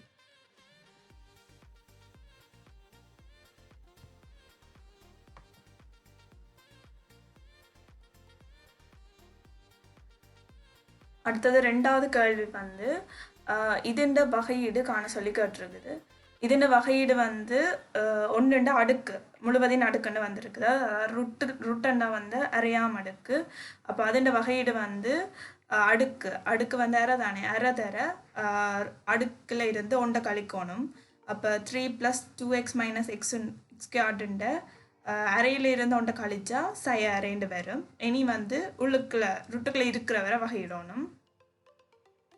ருட்டுக்குள்ளே இருக்கிறவரை வகையிட்டா 3 மாறிலியை வகையிட்டா 0, சக 2x வகையிட்டா 2 தர எக்ஸை வகையிட்டா 1 வரும். சய எக்ஸ் ஸ்கொயர்டை வகையிட்டா 2x வரும். இது அப்படியே இதில் வந்து 2 பொதுவெடுக்கலாம். 2 கேம் இருந்து 2 பொதுவெடுத்து இந்த 2ஓட வட்டினா மேலே 1 மைனஸ் எக்ஸ் வரும். இது அப்படியே நேர்ச்சுட்டி ஆக்கணும்னா கீழே வரும். அப்போ 3 plus 2x minus X squared வரும். அப்போ அரையாம் அடுக்கு தானே, அப்போ ரூட் வரும். அடுத்தது வந்து இதுண்ட வகையிட கண்டுட்டு அதன் மூலம் இதுண்ட தொகையிட காண சொல்லி இருக்குது. இந்த ஆன்சரில் வந்து இப்படி பட்டன் வந்தால் இதுண்ட வகையீடு இது வந்தா இதுண்ட தொகையிட இந்த விட வரும். அப்போ இதில் வந்து 1 மைனஸ் எக்ஸ் தானே, ஆனால் கேள்வியில் வந்து எக்ஸ் மைனஸ் 1. அப்போ 1 மைனஸ் எக்ஸை வேற போடணுமெண்டா மைனஸ் பண்ண பொது எடுக்கணும். அப்போ மைனஸ் பண்ண பொது எடுத்தால் 1 மைனஸ் எக்ஸ் கீழே ருட்டுக்குள்ளே 3 plus 2x minus X squared வரும். இதுன்ற தொகையீடு எங்களுக்கு தெரியும். ஏன்னா இதை தொகையீடு இது வரும். அப்போ விட வந்து முன்னுக்கு மைனஸ் ருட்டுக்குள்ளே 3 plus 2x minus x squared plus A, இதில் வந்து ஏ வந்து எதாச்சே மாறிலி. அடுத்த கேள்வி வந்து இந்த எல்லாத்தையும் வச்சுக்கொண்டு இதுன்ற தொகையீடு காணணும். இதுன்ற தொகையீடு என்னென்னு காண்றேன்டா இதில் வந்து எக்ஸ் மைனஸ் 1 இருக்குது, ஆனால் இங்கே வந்து எக்ஸ் ப்ளஸ் 1 இருக்குது. அப்போ மைனஸ் 1 கொண்டு வரணும். அப்போ எக்ஸ் மைனஸ் 1 போட்டுட்டான், எக்ஸ் மைனஸ் 1 போட்டுட்டான். அப்போ இன்னும் ப்ளஸ் 1 கூட்டணும். அப்போ ப்ளஸ் 1, அப்புறம் ஏற்கனவே ஒரு ப்ளஸ் 1 இருக்கு, நம்ம கூடினா ப்ளஸ் 2 வரும். இதை தனித்தனியாக உடைப்பான். தனித்தனியாக உடைச்சா எக்ஸ் மைனஸ் 1 கீழ் ருட்டுக்குள்ளே 3 plus 2x minus x squared சக 2 வர்க்க மூலம் 3 ப்ளஸ் 2x மைனஸ் எக்ஸ் ஸ்கொயர்டுன்னு வரும். 2 மாறிட்டு தானே, அப்போ தொகையீட்டுக்கு வழியில் எடுக்கலாம். அப்போ எடுத்தால் 1 வர்க்க மூலம் 3 ப்ளஸ் 2x மைனஸ் எக்ஸ் ஸ்கொயர்டுன்னு வரும். இது இந்த தொகையீடு தெரியும், ஏற்கனவே கண்டுட்டோம். அப்போ அதை கொண்டு பிரதியிடுவோம். சக இதுன்ற தொகையீடு முதல் கல்லியில் கண்டினாங்க, அதுலேயும் அதையும் கொண்டு பிரதிட்டு சக இதில் வேறு மாறிலி தான் வரும், அதை மாறிலையும் கூட்டுவோம். இது வந்து பியாக இருக்கும்.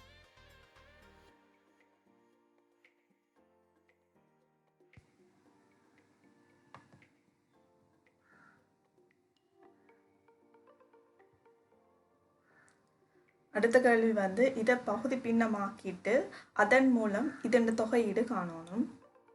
அதுக்கு இதை முதல்ல பகுதி பின்னமாக்கணும். பகுதி பின்னமாக்குறதுக்கு கீழாண்ட அடுக்கு வந்து எது கூடவா இருக்கும், அதே மாதிரி மேலாண்ட அடுக்கு எது கூடவா இருக்குமென்று பார்க்கணும். கீழே வந்து 3ஆம் அடுக்கு கூட, மேலே வந்து 1ஆம் படியில் இருக்குது. அப்போ கீழாண்ட அடுக்கை விட மேலாண்ட அடுக்கு குறைவாக இருக்குது. ஆகவே வலமை மாறி பகுதி பின்னமாக்குவோம். முதல்ல வந்து x+1 பகுதி பின்னமாக்குவோம். x+1ன்றது 1ஆம் படி, ஆகவே மேலே மாறிலின்னு வரும். சக அடுத்தது வந்து x வர்க்கம் சக உண்டு பகுதி பின்னமாக்குவோம். அது 2ஆம் படி, அதை மேலே வந்து 1ஆம் படியில் வரும். அப்போ bx+c என்று வரும். இதை போமாசி எடுத்து மேலே சுருக்கணும். கீழே வந்து போமாசி வந்து எக்ஸ் சக உண்டு எக்ஸ் வர்க்கம் சக உண்டு பெருக்கிறதா இருக்கும். இதில் எக்ஸ் வர்க்கம் சக உண்டு இதில் இல்லை, ஆவே ஏயால் அதை பெருக்குவோம். bx+c-ஆல் எக்ஸ் சக உண்டை பெருக்குவோம். இப்படி எழுதிட்டு இதில் வந்து 2 பக்கமும் பகுதிகள் சமன், ஆகவே தொகுதிகள் சர்வ சமன் என்று எழுதலாம். இது வந்து ஒரு சர்வ சமன்பாடாகையால் ஒத்த உறுப்புகளின் குணகங்களை வந்து நாங்கள் சமப்படுத்தலாம். அதில் வந்து முதலாவது எக்ஸ் வர்க்கத்தின குணகத்தை சமப்படுத்துவோம். இங்கால வந்து எக்ஸ் வர்க்கத்தின குணகம் இல்லை, அப்போ 0 வரும். இங்கால வந்து எக்ஸ் வர்க்கத்தின குணகம் ax வர்க்கம் bx வர்க்கம், ஆகவே குணகம் வந்து a+b என்று வரும். இப்போ a+b = 0. அடுத்தது வந்து எக்ஸின் குணகம், எக்ஸின் குணகம் இங்கே 2, இங்கால வந்து bx சக cx என்று வரும். அப்போ b+c என்று வரும். அடுத்தது மாறிலி, அதாவது எக்ஸின் 0ஆம் அடுக்கு, இங்கால உண்டு, இங்கால a+c என்று வரும். இந்த 3 சமன்பாடையும் தீர்த்தினா a = 3/2, b = 3/2, c = ½ வரும். இந்த கண்ட விடையை கொண்டு இதில் பிரதியிட்டு கடைசியாக ஆன்சர் எழுதி கொடுக்கணும். இதில் அதாவது a bக்கு cக்கு பெருமானம் போட்டு கடைசியாக அப்படி எழுதி கொடுக்கணும். அடுத்த கேள்வி வந்து இதன் தொகையீடு காண சொன்னது. அப்போ இதுக்கு பதிலாக இவ்வளவும் எழுதலாம். அப்போ இதுக்கு பதிலாக இவ்வளோத்தையும் எழுதினா இங்கே -3/2 மாறிலி, அப்போ தொகையீட்டுக்கு வெளியால் எழுதலாம். எழுதினா மிச்சம் 1 x+1 வரும். சக இங்கே அரை மாறிலி வெளியால் எடுத்தால் மிச்சம் வந்து 3x+1 / x வர்க்கம் சக 1 தொகையிட சொல்லி வரும். இனி ஒவ்வொரு ஸ்டெப்பாக தொகையிடணும். ஒரேடியாக சேர்த்து தானே தொகையிடுவோம். அப்போ இது அப்படியே இருக்கும், தொகையிடக்கூடிய பட்டன் தானே. அப்போ இதை வந்து நாங்கள் தொகையிடக்கூடிய பட்டனாக மாற்றுவோம்.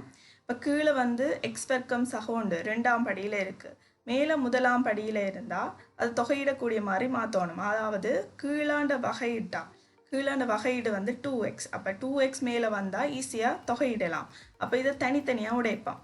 தனித்தனியாக உடைச்சா என்னென்று எழுதணுமெண்டா 3x / x வர்க்கம் சக 1 அதை தொகையிடணும். பெரும்பா சக 1 x வர்க்கம் சக 1 தொகையிடணும். இப்போ கீழாண்ட வகையீடு வந்து 2x தானே, அப்போ மேலே 2x வர பண்ணணும். அப்போ மேலே 2x போட்டாச்சு. 3 மாறுதலானே, அதை வெளியில் எடுத்தாச்சு. மேலே 2 நாங்கள் போட்டுனாங்க, இப்போ இல்லாமல் பண்ண கீழே 2ஆல் பெருக்கணும். அப்போ 2 பெருக்கினா 4 வரும். மிச்சம் 2x / x வர்க்கம் சக 1 வரும். இங்கால அரை அப்படியே இருக்கும். அப்போ 1 x வர்க்கம் சக 1 வரும். இனி எல்லாம் தொகையிடக்கூடிய வடிவில் வந்துட்டு இனி தொகையிடுவோம். 1 x சக 1 தொகையிட்டா ln மொட்டுக்குள்ள x+1 வரும். சக 3/4.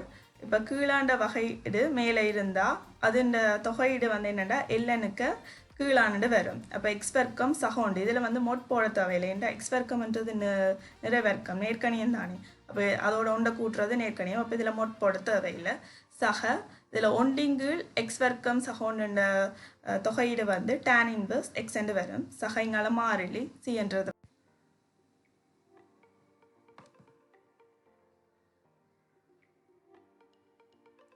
அடுத்த கேள்வி இது என்ன தொகையீடு காண சொன்னது. இதோட தொகையீடு வந்து ஜூபி மெத்தடால் காணலாம். ஜூபி மெத்தடுக்கு ஒன்று இதில் வந்து ஜூவாக இருக்கணும், மற்றது வந்து dv/dx இருக்கணும். இதில் dv/dx எடுக்கிறது வந்து இந்த 2ல் எது தொகையிடக்கூடியதோ அது dv/dx வரும். ரெண்டுமே தொகையிடக்கூடியதாக இருந்தால் தொகையீடு எது அடுக்கக்கூடாது வரும், அது வந்து dv/dx இருக்கும். இதில் வந்து 2ல் எக்ஸிൻ്റെ எண்ணாம் அடுக்கு தான் தொகையிடக்கூடிய வடிவில் இருக்குது. ஆகவே இது வந்து dv/dx, மற்றது வந்து ஜூ, அதாவது lnx வந்து ஜூவாக இருக்கும். இப்போ ஜூபி ஃபார்ம் என்ன சொல்லுதுன்னா ஜூ × v மைனஸ் தொகையிடணும் v into dju by dx என்று வரும். முதலாவது ju இன்டு v. juன்றது வந்து lnx. அப்போ lnx இன்டு vன்றது வந்து dv பை dx தொகையிடுறது.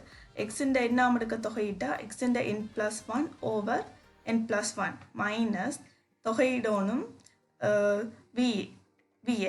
அப்போ xன்ற n plus 1 over n plus 1 into lnx வகையிட்டா ஒன்றிங்கு x. அப்போ எவ்வளோத்தையும் பெருக்கி தொகையிடணும். அடுத்த ஸ்டெப்பில் என்னென்னு வருமெண்டா இது அப்படியே வரும் மைனஸ் இங்கே எக்ஸிൻ്റെ n + 1 இங்கே கீழே எக்ஸிൻ്റെ ஓராம் அடுக்கு. அப்போ அடுக்கு வந்து பிரிப்பட்டால் கழிப்படும். அப்போ எக்ஸிൻ്റെ n வரும். இங்கே கீழே வந்து n + 1 அது மாறல. அப்போ முன்னுக்கு எடுத்தால் ஒன்றிங்கள் n + 1 வரும். அப்போ இது இவ்வளவு அப்படியே இருக்கும் மைனஸ் ஒன்றிங்கள் n + 1 எக்ஸிൻ്റെ எண்ணாம் அடுக்கு தொகையிட்டா எக்ஸிൻ്റെ n + 1 ஓவர் n + 1 வரும். இங்கே n + 1 n + 1 பெருக்கப்படும். இப்போ n + 1 முழுவதையும் பெருக்கம் வரும். மேலே எக்ஸிൻ്റെ n + 1 வரும். அப்போ அதோட கடைசியாக ஒரு மாறிலியை கூட்டுவோம். அது வந்து எதிர்ச்சி மாறிலியாக இருக்கு. அடுத்த கேள்வி வந்து தொகையிடணும் லிமிட் போட்டிருக்கு 1 to 3 வரைக்கும் lnx over x into dx என்று இதுதான் கேள்வி. இதில் வந்து ஒன்றிங்கில் x இன்டு dxக்கு பதிலாக d of lnx போடலாம். ஏனெண்டா d of lnx over dx சமன் வந்து ஒன்றிங்கில் எக்ஸாக இருக்கும். அப்போ ஒன்றிங்கில் எக்ஸோட d of x குறுக்க பெருக்கினா விட வந்து d of lnxாக இருக்கு. அப்போ இங்கே வந்து lnx குறித்து தொகையிட்டா வளம மாதிரி x குறித்து தொகையிட்டா அடுக்க கூட்டி கீழே போடுவோம். அதே மாதிரி lnx குறித்து தொகையிட்டா lnx அடுக்கு கூட்டணும். அப்போ 2 கீழே 2 வரும். அப்போ லிமிட் போட்டால் 1 தொடக்கம் 3. அப்போ லிமிட் போட்டு சுருக்கினா இதில் எக்ஸுக்கு பதிலாக 3 போட்டால் ln 3 முழுவதின் பெருக்கம் மைனஸ் 1 போட்டால் ln 1 0 தானே. அப்போ முன்னுக்கு ln 3 முழுவதின் இப்போ நாங்கள் 16வது கேள்வியை பார்ப்போம். 16வது கேள்வி என்னென்னா ஒரு சாய் சதுரம் ஏபிசிடியின் மூலைவிட்டம் ஏசியின் சமன்பாடு 3xy சமன் 3 தந்திருக்கு. ஏசின்ற சமன்பாடு வந்திருக்குது. அது மற்றது பி என்ற புள்ளியின் ஆள்கூறு வந்து 3,1 சரிதானே ஆகும். அத்துடன் சிடியின் சமன்பாடு x + ky சமன் 4 ஆகும். இங்கே k ஒரு மெய் மாறிலி. கேயின் பெருமானத்தை பிசியின் சமன்பாட்டையும் காண்க. சரி, இப்போ நாங்கள் இந்த கேள்விக்கு முதல்ல என்ன செய்யறோம்டா இதில் வந்து என்ன பிடி என்ற கோட்டின சமன்பாட்டை காணுவோம். இப்போ இந்த கோட்டின சமன்பாடு எங்களுக்கு தேவை. இப்போ ஒரு புள்ளியும் அதோட படித்திறன் தெரிஞ்சால் அந்த கோட்டின சமன்பாடு எழுதலாம். இப்போ இந்த பிடி என்ற கோட்டின படித்திறன் என்ன தெரியும். இப்போ ஏசி என்ற கோட்டின படித்திறன் என்ன, இந்த 3xy சமன் 3 என்ற கோட்டுக்கிலோ அதுலேருந்து என்ன ஏசி என்ற கோட்டின படித்திறன் என்ன 3. ஆனால் ஏசிக்கு செங்குத்து தானே பிடி. ஆகவே பிடி என்ற கோட்டின படித்திறன் என்ன சயோண்டிங்கள் 3. ஆகவே பிடி என்ற படித்திறன் தெரியும் சயோண்டிங்கள் 3. பிடியில் இருக்கிற ஒரு புள்ளி தெரியும் என்ன 3,1 ஒரு புள்ளி இருக்குது. அதில் இருக்கிறது தெரியும். ஆகவே அந்த புள்ளியும் அந்த படித்திறனை வச்சுக்கொண்டு நாங்கள் அந்த கோட்டுக்கு சமன்பாடு என்னமெண்டா y - 1 சமன் சயோண்டிங்கள் 3 x(3) வரும். அதில் வந்து எழுதி போட்டு இப்போ நாங்கள் என்ன என்னமெண்டா ஒழுங்குபடுத்துகிறோம். என்ன x(3) சமன் y - 1 எடுத்து போட்டு அதை வந்து t என்ற ஒரு பெருமானத்துக்கு சமப்படுத்துகிறோம். பெருமான வடிவத்தில் எடுக்க போகிறோம். அதாவது பிடி என்ற கோட்டில் இருக்கிற எந்த ஒரு புள்ளியின் ஆள்கூறையும் வந்து நாங்கள் இப்போ எழுதக்கூடிய மாதிரி ஒரு வடிவத்துக்கு எடுத்துருக்கிறோம். சரிதானே. இப்போ என்ன இதில் வந்து என்ன எக்ஸ் எடுத்தோம்னா என்ன 3 + 3t என்று வரும். y எடுத்தால் என்ன 1 - t. அதாவது டிக்கு வந்து ஒரு பெருமானம் வேற எக்ஸும் வையும் மாறும். அந்த எக்ஸும் வையும் அந்த எண்ணத்தில் இருக்கும் அந்த பிடி என்ற கோட்லாம் இருக்கும். அதை விட்டு வெளியில் போகாது. சரிதானே. ஆகவே டி ஒரு பெருமானம். இப்போ நாங்கள் என்ன பண்ணா டிக்கு தொடர்பான பெருமானம் டி என்கன்னு சொல்லியிருக்கு. அது என்ன இப்போ இதில் வர டி இப்போ நாங்கள் காண வர டி கிலோ டி என்றதை வந்து டி என்ற புள்ளி இருக்கிறதுக்கானது சொல்லியிருக்கு. அதாவது இப்போ 3 + 3t 1 - t என்றதை வந்து டி என்ற புள்ளியின் ஆள்கூறுன்னு சொல்லியிருக்கிறேன். சரிதானே. அப்போ டி என்ற புள்ளியின் ஆள்கூறும் தெரியும், பி என்ற புள்ளியின் ஆள்கூறும் தெரியும். 3,1 பி என்ற. அப்போ ஈன்ற ஆள்கூறு எல்லாமே சாய் சதுரத்தின் இது வந்து என்ன நடுப்புள்ளி தானே. டியும் இபியும் சமன். ஆகவே என்ன டியின் மீண்டும் எக்ஸ் ஆள்கூறு என்ற கூட்டுத்தொகை எங்கள் கூட்டுத்தொகை 2 பிடிச்சானே ஈன்ற எக்ஸ் ஆள்கூறு வரும். அதே மாதிரி டியின் வையாளுரையும் பியின் வையாளுரையும் கூட்டி போட்டு 2 பிரிச்சா என்ன ஈன்ற வையாளுகூறு வரும். அப்படி இல்லைன்னு என்ன ஈன்ற வையாளுகூறு வந்து என்ன 3 + 3t/2 1 - t/2 வரும். ஆகவே அது என்ன ஏசியில் இருக்கும். அதாவது என்ன இப்போ எங்களுக்கு ஒரு புள்ளி வந்துருச்சு இ என்ற ஒரு புள்ளி வந்து எடுத்துருக்கோம் சரிதானே. அதாவது இப்போ டி வந்து அப்போ இருக்கிற டி வந்து டி என்ற புள்ளி இருக்க வேறு இப்போ டீக்கு வந்து ஒரு பெருமானம் வேறு வேறு தானே. அப்படி அப்போக்கு டி வந்து டி என்ற புள்ளியை எடுத்துட்டு அந்த டி என்ற புள்ளியும் பி என்ற புள்ளியும் தெரியும். அப்போ அதில் இருந்து நாங்கள் இ என்ற புள்ளி எழுதியிருக்கிறோம் சரிதானே. இப்போ எங்களுக்கு தெரியும் என்ன இ என்ற புள்ளி வந்து என்ன ஏசியில் இருக்குது. ஆகவே என்ன ஏசி என்ற கோட்டையும் திருப்தி செய்யும். ஆகவே என்ன ஏசி என்ற கோடு எங்களுக்கு தெரியும் என்ன 3x சமன் 3. ஆகவே அந்த புள்ளியில் போட்டுட வேண்டாம் எங்களுக்கு வந்து என்ன 3 மடங்கு எக்ஸுக்கு என்ன 3 + 3t/2 மைனஸ் ஒய்க்கு பதில் என்ன 1 - t/2 சமன் 3 போட்டு நாங்கள் டி வச்சிருக்கணும்னா டி வந்து -1 வரும். ஆகவே டி -1ண்டா இந்த எக்ஸும் இந்த முதல் பெருமானம் எடுத்தீங்கள் அதில் எக்ஸுக்கும் வைங்க பெருமானம் போட்டிங்களா என்ன நோட்க்கு மட்டும் வரும். அது எக்ஸுக்கு சைபர் வரும். இப்போ அங்கே இதில் வந்து எக்ஸுக்கு என்ன 3 சக 3t எக்ஸுக்கு மைனஸ் டீக்கு வந்து -1 போட்டால் என்ன எக்ஸ் 0 ஒய்க்கு என்ன 1 - tயில் டீக்கு -1 போட்டால் என்ன 2. ஆகவே என்ன நாங்கள் என்ன சொன்னாங்க டி என்ற புள்ளி இப்போ வர டி வந்து என்ன டி என்ற புள்ளிக்கானதாண்டா நாங்கள் எடுத்தோம். ஆகவே என்ன டி என்ற புள்ளி வந்து என்ன 0,2 சரிதானே. இப்போ நாங்கள் டி என்ற புள்ளி கண்டுட்டோம் சரிதானே. இப்போ டி என்ற புள்ளி எங்களுக்கு தெரியும் சரிதானே. இப்போ டி என்ற ஒரு புள்ளி தெரியும். அதாவது இப்போ என்ன டிசியில் வந்து டிசி என்ன கோடு தான் எக்ஸ் ப்ளஸ் கேவை சமன் 4. இப்போ எங்களுக்கு வந்து என்ன டி என்ற புள்ளி தெரியும். ஆகவே அந்த கோட்டை வந்து அந்த புள்ளி திருப்தி செய்யும். ஆகவே இப்போ -2 என்ற புள்ளியை வந்து இல்லை நாங்கள் டி என்ற கோட்டில் பிரதிட்டோம்டா அதுலேருந்து நாங்கள் என்ன கேயை காணலாம். என்ன ஒய் வந்து என்ன 2 எக்ஸ் வந்து என்ன 0 அதை போட்டு பிரதிட்டு நீங்கள் சுருக்கினீங்கள்டா கே வந்து 2 வரும் சரிதானே.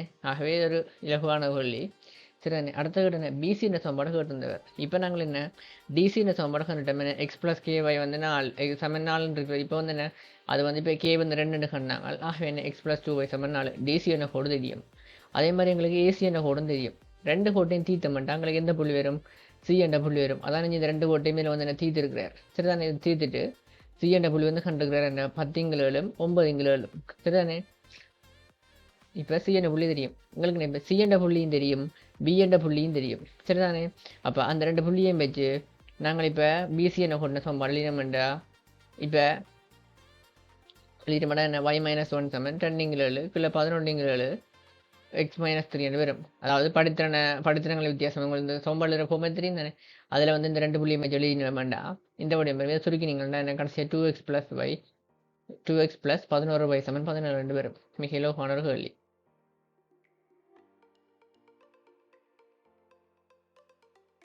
இப்போ அதில் அடுத்த கேள்விக்கு வரும். இது வந்து வட்டத்தில் வந்த கேள்வி. இதில் வந்து முதலாவது சொல்லியிருக்க இந்த கேள்வியில் என்ன சொல்லியிருக்கேன்டா முறையே எக்ஸ் வர்க்கம் சக y வர்க்கம் சமன் 4 x - 1 முழுவதும் வர்க்கம் சக y வர்க்கம் சமன் 1 என்னும் சமன்பாடுகள் திறப்படும் C1, C2 எனும் வட்டங்களை அவற்றின் தொடுகை புள்ளியை தெளிவாக காட்டி பெரும்படியாக வரைக சரிதானே. இப்போ நாங்கள் இந்த படத்தை கூறுவோம். முதலாவது என்ன எக்ஸ் வர்க்கம் சக y வர்க்கம் சமன் 4 என்ற வட்டத்தை அறிவோம். அது என்ன 0,0 மையமாகவும் ஆரே 2 அலகாகவும் உள்ள ஒரு வட்டம் சரிதானே.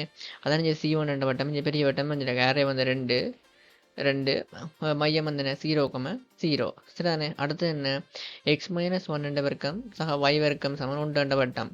அது என்ன 1,0 மையமாகவும் ஆரே 1 அலகாகவும் கொண்ட வட்டம். அது என்ன C2 என்ற வட்டம் வந்து வரைஞ்சிருக்கு சரிதானே.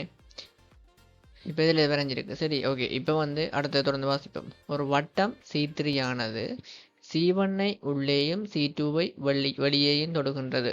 அதாவது இங்கே C3 இருக்கேன்னு இங்கே C1 என்ற வட்டத்தை உட்புறமாக தொடுது.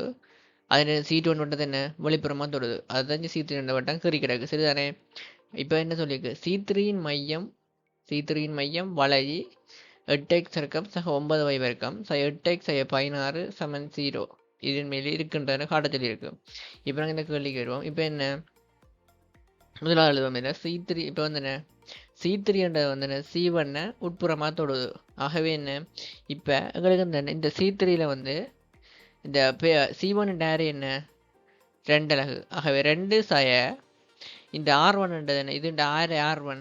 இப்போ C3 என்ன வட்டம் இருக்கலோ அதில் வந்து இந்த இந்த உலாம் இருக்கல உலாம் தான் R1. ஆகவே 2 சய R1 என்னது சமன் இந்த துண்டு நூலத்துக்கு சமன் இந்த துண்டு நூலத்துக்கு சமன் சரிதானே.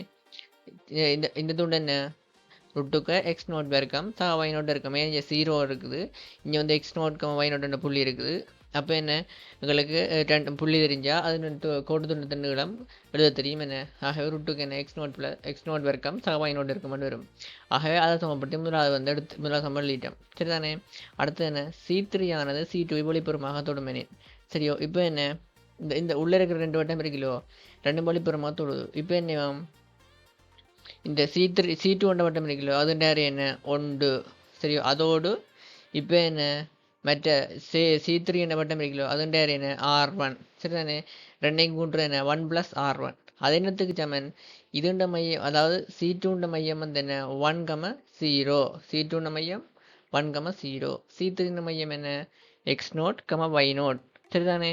இப்போ இது என்னது, இந்த கோடு தூரத்து நீளம் என்ன ருட்டுக்கு X0 - 1² ப்ளஸ் Y0 வர்க்கம். சரிதானே.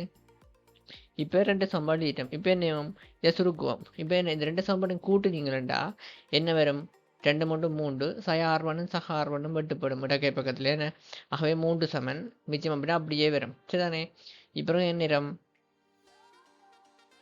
இதை வந்து வர்க்கிக்கிறோம். சரிதானே.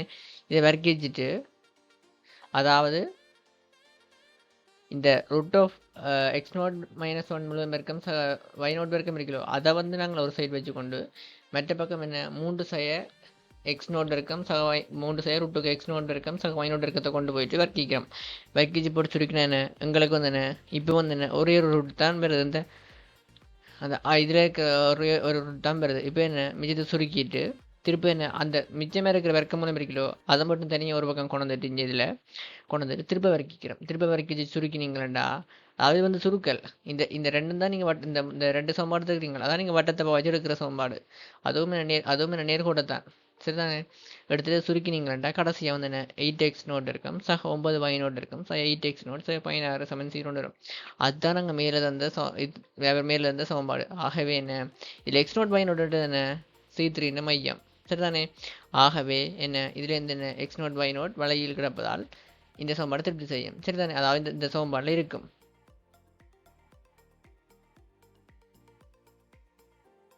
இப்போ வந்து 17ஆவது கேள்வி பார்ப்போம். 17ஆவது கேள்வியில் முதலாவது சொல்லியிருக்கு என்னடா, tan ஆல்ஃபா ப்ளஸ் பீட்டாவிற்கான திருவண்ண சர்வ சமன்பாட்டை tan ஆல்ஃபா tan பீட்டா ஆகியவற்றின் சார்பில் எழுதுக.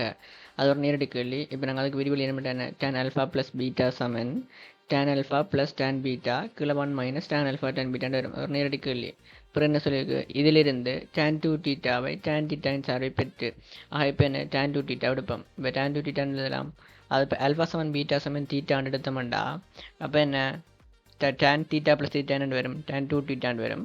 அப்போ ஆல்ஃபா இருக்கிறமெல்லாம் ஆல்ஃபா பீட்டா இருக்கிறமெல்லாம் தீட்டா போட்டு சுருக்கினீங்களா tan 2 tan தீட்டாவிங்கள் 1 - tan ஸ்கொயர் தீட்டான்னு வரும். சரிதானே. இப்போ அதில் அடுத்த சொல்லியிருக்குது tan 3 தீட்டா சமன் 3 tan தீட்டா tan கியூப் தீட்டாவிங்கள் 1 - 3 tan ஸ்கொயர் தீட்டான்னு காட்ட சொல்லியிருக்கு. இப்போ என்ன tan 3 தீட்டா எழுதுவோம். இப்போ என்ன இந்த tan 3 தீட்டா இருக்கிறோம் அதை வந்து நாங்கள் tan ஆல்ஃபா ப்ளஸ் பீட்டா நடுவத்தில் எழுதுவோம். என்ன எழுதுவோம், 3 தீட்டாவை தீட்டா ப்ளஸ் 2 தீட்டான்னு உடச்சு எழுதுவோம். இப்போ உடச்சு எழுதிட்டு இப்போ இதுக்கு என்ன tan ஆல்ஃபா ப்ளஸ் பீட்டான்னு பிரிவை பாவிச்சா என்ன tan theta plus tan 2 theta கீழே 1 - tan தீட்டா tan 2 தீட்டான்னு வரும். நாங்கள் இங்கே tan 2 தீட்டாவுக்கு ஒரு கோவை நிறுவிட்டோம். இஞ்சால சரிதானே. இங்கே இருக்குது இந்த 2 tan தீட்டாண்டு tan 2 தீட்டாக்கு கோவை நிறுவினாங்களோ அந்த கோவையை கொண்டு வந்து இங்கே வந்து பிரதியிடுவோம். அதை பிரதியிட்டு சுருக்கி விட்டீங்களா அவர் காட்ட சொன்னார் உங்களுக்கு வேறு நேரடியாக வரும். அது மிக இலகுவான ஒரு கேள்வி. இப்போ அடுத்த கேள்வி சொல்லியிருக்கிறார் என்ன, இறுதி சமன்பாட்டில் தீட்டா சமன் 5π/12 என பிரதியிட்டு tan 5π/12 ஆனது எக்ஸ் கணம் சய 3x வர்க்கம் சய 3x ஒன்று சமன் சைவர் ஒரு தீர்வு என வாய்ப்பு பார்க்க அப்படி சொல்லியிருக்கு. சரிதானே. அதாவது இப்போ அந்த tan 3 தீட்டாக்கு ஒரு கோவை எடுத்தீங்க கடைசியா அந்த கோவையில் ஒன்று தீட்டா சமன் 5π/12 பிரதியிட்டு இந்த சமன்பாடு ஒரு தீர்வு வாய்ப்பு பார்க்க சொல்லியிருக்கு. அடுத்தது என்ன சொல்லியிருக்கு, எக்ஸ் கணம் சய 3x வர்க்கம் சய 3x ஒன்று சமன் x ஒன்று இன்ட்டு எக்ஸ் வர்க்கம் சய 4x ஒன்று என மேலும் தரப்படும் போது tan 5π/12 சமன் 2 உயிர்த்தறிய சொல்லியிருக்கு. அதாவது இதை காரணிப்படுத்தி தந்திருக்கிறார். அது தந்தா இப்போ நீங்கள் tan 5π/12 பெருமானத்தை காண சொல்லியிருக்கு. சரிதானே. இப்போ நாங்கள் முதலாவது என்ன அது வந்து இந்த சமன்பாடு ஒரு தீர்வுன்றதை வாய்ப்பு பார்ப்போம். சரிதானே.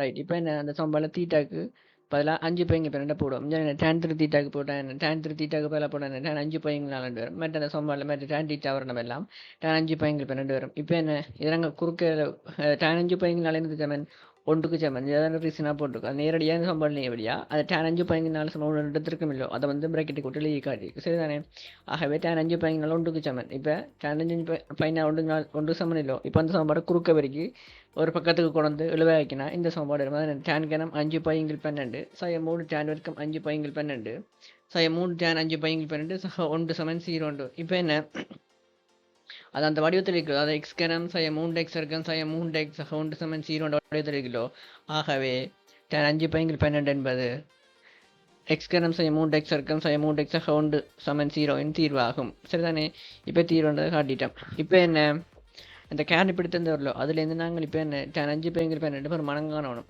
இப்போ டேன் 5 பையங்கள் 12 வந்து சய 1 சமனாக இருக்கலாம் அதாவது என்ன இப்போ இந்த சம்பாதிக்கலோ எக்ஸாக 1 இன்டு எக்ஸ் வர்க்கம் சை 4 எக்ஸாக 1 இதில் வந்து ஒன்று வந்து என்ன எக்ஸாக 1 சைவராக இருக்கலாம் இல்லாட்டி எக்ஸ் வர்க்கம் சை 4 எக்ஸாக 1 வந்து சைவராக இருக்கலாம் எக்ஸாக 1 சைவராக இருந்தால் எக்ஸ் சமன் என்ன சய 1 இருக்கும் அதாவது டேன் 5 பையங்கள் 12 சய 1 இருக்கும் அது பாசிபிளோ இல்லை சாத்தியம் இல்லை ஏன் டேன் 5 பையங்கள் 12 ஒரு நேர்புறமானது தான் வரும் ஆனால் நம்ம சய 1 வந்திருக்கு ஆகவே சாத்தியம் இல்லை ஆகவே அது வந்து தீர்வாக வராது ஆகவே என்ன எங்களுக்கான தீர்வு என்ன இந்த சமன்பாடுலாம் இருக்குது எக்ஸ் வர்க்கம் சை 4 எக்ஸாக 1 சமன் சை வரலாம் அதில் தீர்வு இருக்குது இப்போ என்ன அதுக்கு அந்த அது வந்து ஒரு இருபடி சமன்பாடு ஆகவே அதுக்கு 2 தீர்வு வரப்போகுது ஆகவே அந்த 2 தீர்வை முதல் எடுப்போம் ஆகவே அந்த எக்ஸ் சமன் என்ன அந்த இப்போ ஏஎக்ஸ் வர்க்கம் சக பி எக்ஸ் சக சி சமன் 0 என்னோட நீங்கள் அந்த தீர்வாக்க நீங்கள் ஒன்று காரணிப்படுத்தணும் இல்லாட்டி என்ன மைனஸ் பி ப்ளஸ் ஓ மைனஸ் ரூட்டுக்கு பி வரைக்கும் -4ac = 2 இந்த சமன்பாட்டில் போடுறீங்க இப்போ அப்படி சமன்பாட்டில் போட்டிருக்கு இதில் சரிதானே போட்டுட்டு சுருக்கிட்டீங்கன்னா இது 2 தீர்வு வருது என்ன 2 சக √3 ஒரு 2 சய √3 வரும் சரிதானே இப்போ உங்களுக்கு தெரியுமா என்ன 5 பையங்கள் 12 வந்து பையங்கள் 4 விட பெருசு அப்போ டேன் 5 பையங்கள் 2 என்ன டேன் 5 பையங்கள் 12 என்னத்தோட பெருசு டேன் பையங்கள் 4 விட பெருசு ஆகவே என்ன டேன் பையங்கள் 4 சமன் 1க்கு சமன் ஆகவே என்ன டேன் 5 பையங்கள் 12 1 விட பெருசு அதாவது 5 பையங்கள் 12 வந்து பையங்கள் 4 விட பெருசு சரிதானே அப்போ டேன் 5 பையங்கள் 12 என்னது பெருசு என்னோட விட பெருசு டேன் பையங்கள் 4 விட பெருசு ஆகவே என்ன டேன் 5 பையங்கள் 12 என்ன 1 விட பெருசு சரிதானே இப்போ 2 சய √3 எடுத்தீங்கன்னா அது வந்து 1 விட சின்னதாக இருக்குது மீன் 2 சய √3 பெருமாள் என்ன 1.7 ஒரு வேல்யூ வரும் அங்கே போகும் ஆகவே கிட்டத்தட்ட 0.3 கிட்ட வரும் ஆகவே 1 விட சின்ன ஆகவே அது வந்து பொருந்தாது சரிதானே டேன் 5 பையங்கள் 12 என்ன இப்போ 2 சக √3 2 சக √3 என்ன 1 ஒரு பெரிய வருமானம் தானே ஆகவே டேன் 5 பையங்கள் 12 சமன் 2 சக √3 சரிதானே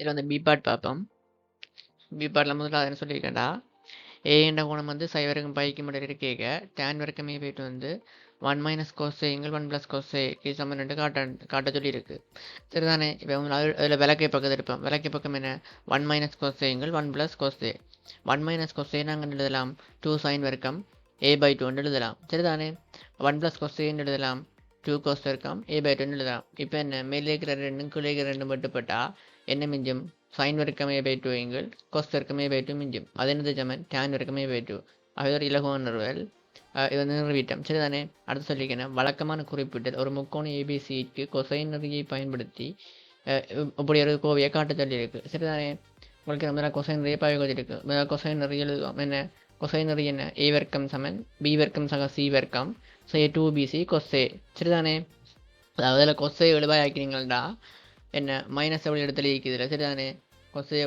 கொசைக்கு மைனஸ் எவ்வளோ எடுத்தலிக்கு என்ன a வர்க்கம் சய b வர்க்கம் சய சி வர்க்கத்திங்கள் 2bc என்று வரும் சரிதானே இப்போ நாங்கள் இப்போ இதில் டேன் வர்க்கம் a/2 எடுப்போம் டேன் வர்க்கம் a/2 என்னத்துக்கு சமன் 1 - cos எங்கள் 1 + cos சமன் நிறுவிட்டேன் சரிதானே இந்த அவர் காட்டத்தின் கோவையில் டேன் வர்க்கம் a/2 வந்துருக்குது சரிதானே அப்போ அதுக்கான ஒரு கோவை மேலே எடுத்து நாங்கள் அப்போவே அதை யூஸ் பண்ணுவோம் சரிதானே அவை டேன் வர்க்கம் a/2 1 - cos எங்கள் 1 + cos எழுதுவோம் சரிதானே அதை வந்து கொசைக்கு பதிலாக அந்த நாங்கள் மேலே இருந்த எழுதின இந்த கோவை அதை வந்து பிரதியிட்டுட்டு அதை நீங்கள் சுருக்கினீங்கள்டா இந்த கோவை வரும் அதாவது என்ன 2bc + a வர்க்கம் சய b வர்க்கம் சய c வர்க்கம் 2bc கீழே வந்து என்ன 2bc - a வர்க்கம் சக b வர்க்கம் சக c வர்க்கம் வரும் சரி இதில் வந்து நீங்கள் நிறைவேற்கமாக்க அந்த 2bc - b வர்க்கம் - c வர்க்கம் இருக்குல்லோ அது வந்து மேலே கீழே வந்து நிறைவேற்கமாக்கக்கூடிய கோவையில் தான் இருக்குது ஆக்சுவலாக நீங்கள் நிறைவேற்கமாக்கிட்டு காரணிப்படுத்தினீங்களா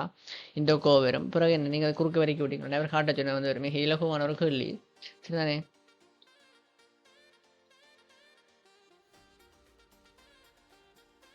இப்போ அதில் சீபாட் பார்ப்போம். சீபாட் என்ன சொல்லியிருக்கு? சைன் இன்வெர்ஸ் 3 சைன் இன்வெர்ஸ் 5 சமன் சைன் இன்வெர்ஸ் 56 காட்ட சொல்லியிருக்கு. இப்போ நாங்கள் இதில் நேரம் இதில் வந்து அல்ஃபா சமன் சைன் இன்வெர்ஸ் 5 ரெண்டும் பீட்டா சமன் சைன் இன்வெர்ஸ் 5 ரெண்டும் எடுக்கிறோம். சரிதானே? இப்போ சைன் அல்ஃபா ப்ளஸ் பீட்டாக்கு ஒரு கோவியல் வச்சு ரெண்டு சைன் சம்மந்தப்பட்டது. இதில் சைன் அல்ஃபா ப்ளஸ் பீட்டாக்கான கோவியல் வரும் என்ன? சைன் அல்ஃபா ப்ளஸ் பீட்டா என்னத்துக்கு சமன்? Sine alpha cos beta cos alpha sine பீட்டாக்கு சமன். இப்போ என்ன எங்களுக்கு வந்து என்ன இதில் வந்து அல்ஃபா சமன் சைன் இன்வெர்ஸ் 3 சைன் அல்ஃபா என்ன 3 தெரியும். ஆகவே சைன் அல்ஃபா தெரிஞ்ச என்ன கொஸ் அல்ஃபா காணலாம். சரிதானே? அதே மாதிரி பீட்டா என்ன சைன் இன்வெர்ஸ் 5 சைன் பீட்டா என்ன 5 ஆகவே அதுலேருந்து கொஸ் பீட்டாங்க காணலாம். ஆகவே அந்த பிரமாணங்களை கண்டுட்டு இதில் sine alpha cos beta cos alpha sine beta இருக்கலோ அதில் வந்து நாங்கள் பிரதிட்டோம்டா பிரதிட்டு அந்த பிரமாணத்தை சுருக்கினோம்டா என்ன சைன் அல்ஃபா ப்ளஸ் பீட்டா வந்து 56 சமன் 2 வரும். சரிதானே? இப்போ 3 வந்து √3/2 சின்ன. சரி, நீங்கள் பிரமாணத்தை போட்டு பார்த்தீங்கன்னா தெரியும். ஆகவே அல்ஃபா வந்து என்ன π/3 விட சின்ன 0 பெருசு. அல்ஃபா வந்து 0 பெருசுன்னு தெரியும். ஆனால் π/3 விட சின்னன்னு காட்டுறோம். என்ன அதாவது என்ன இப்போ இந்த 3 என்ன 3 என்ன சைன் அல்ஃபா. சரிதானே? அதே மாதிரி சைன் π/3 தான் √3/2. ஆகவே 3 வந்து √3/2 விட சின்னண்டா ஆகவே அல்ஃபா வந்து என்ன π/3 விட சின்ன. சரிதானே? அதே மாதிரி 5 என்ன அரையை விட சின்னன். ஆகவே என்ன பீட்டா வந்து என்ன 5/6 விட சின்னன். அதாவது என்ன 5 என்னது சமன் சைன் பீட்டாக்கு சமன். சைன் 5/6 என்னது சமன் அரைக்கு சமன். ஆகவே என்ன 5 வந்து அரையை விட சின்னண்டா பீட்டா வந்து என்ன 5/6 விட சின்னனாக இருக்கும். சரிதானே? இப்போ வந்து இதில் வந்து என்ன அல்ஃபா வந்து 5/3 விட சின்னன் பீட்டா வந்து 5/6 விட சின்னன். ஆக அல்ஃபா ப்ளஸ் பீட்டா என்னதை விட சின்னன் 5/2 விட சின்னன். சரிதானே? அதாவது இந்த ரெண்டையும் கூட்டுற மாதிரி யோசிங்க, ரெண்டு சமலையும் கூட்டுற மாதிரி யோசிங்க. ஆகவே என்ன அல்ஃபா ப்ளஸ் பீட்டா என்னது சமன் இந்த சைபருக்கும் 5/2க்கும் இடையில இருக்கும். சரிதான்? அல்ஃபா ப்ளஸ் பீட்டா சைபருக்கும் 5/2க்கும் இடையில இருக்கும். இப்போ நாங்கள் என்ன அல்ஃபா ப்ளஸ் பீட்டா என்ன sign inverse 56 sign alpha plus beta வந்து 56 எழுதினாங்க. இதில் இந்த நாங்கள் நீராகவே நாங்கள் வந்து இந்த முடிவெளியில் கொண்டு கேட்டால் எழுதிடலாம். அது என்ன அந்த அல்ஃபா ப்ளஸ் பீட்டான கோணம் வந்து என்னத்துக்கு இடையில இருக்குது? இப்போ பையை விட தாண்டி இந்த வேறு மாதிரி வரும். அப்படி வேறு பிரச்சனைகள் இருக்குது. ஆகவே அதால் நீங்கள் நேரம் எழுதலாம். ஆகவே இந்த alpha plus beta sine alpha plus பீட்டாவில் இந்த அல்ஃபா ப்ளஸ் பீட்டா இருக்கலோ அது வந்து எந்த கோணத்துக்கு இருக்குன்னு தெரியாது. ஆகவே இப்போ நாங்கள் என்ன அதை தாண்டி இப்போ நாங்கள் இதில் காட்டியிருந்தோம். நாங்கள் என்ன அல்ஃபா ப்ளஸ் பீட்டா வந்து π/2வோட சின்னன் சைவரோட பெருசுன்னு காட்டினாங்க. அப்போ என்ன இப்போ நாங்கள் எழுதலாம் என்ன அல்ஃபா ப்ளஸ் பீட்டா சமன் என்ன சைன் இன்வெர்ஸ் 56 நாங்கள் இப்போ எழுதலாம். ஓகே தானே? ஆகவே இப்போ என்ன அதுக்கப்புறம் காட்ட சொல்லி இப்போ அல்ஃபாவுக்கு பதிலாக சைன் இன்வெர்ஸ் 3 வரும். பீட்டாவுக்கு பதிலாக என்ன சைன் இன்வெர்ஸ் 5 வரும். ஆகவே அவர் காட்ட சொல்லுறது நாங்கள் இப்போ காட்டிட்டோம்.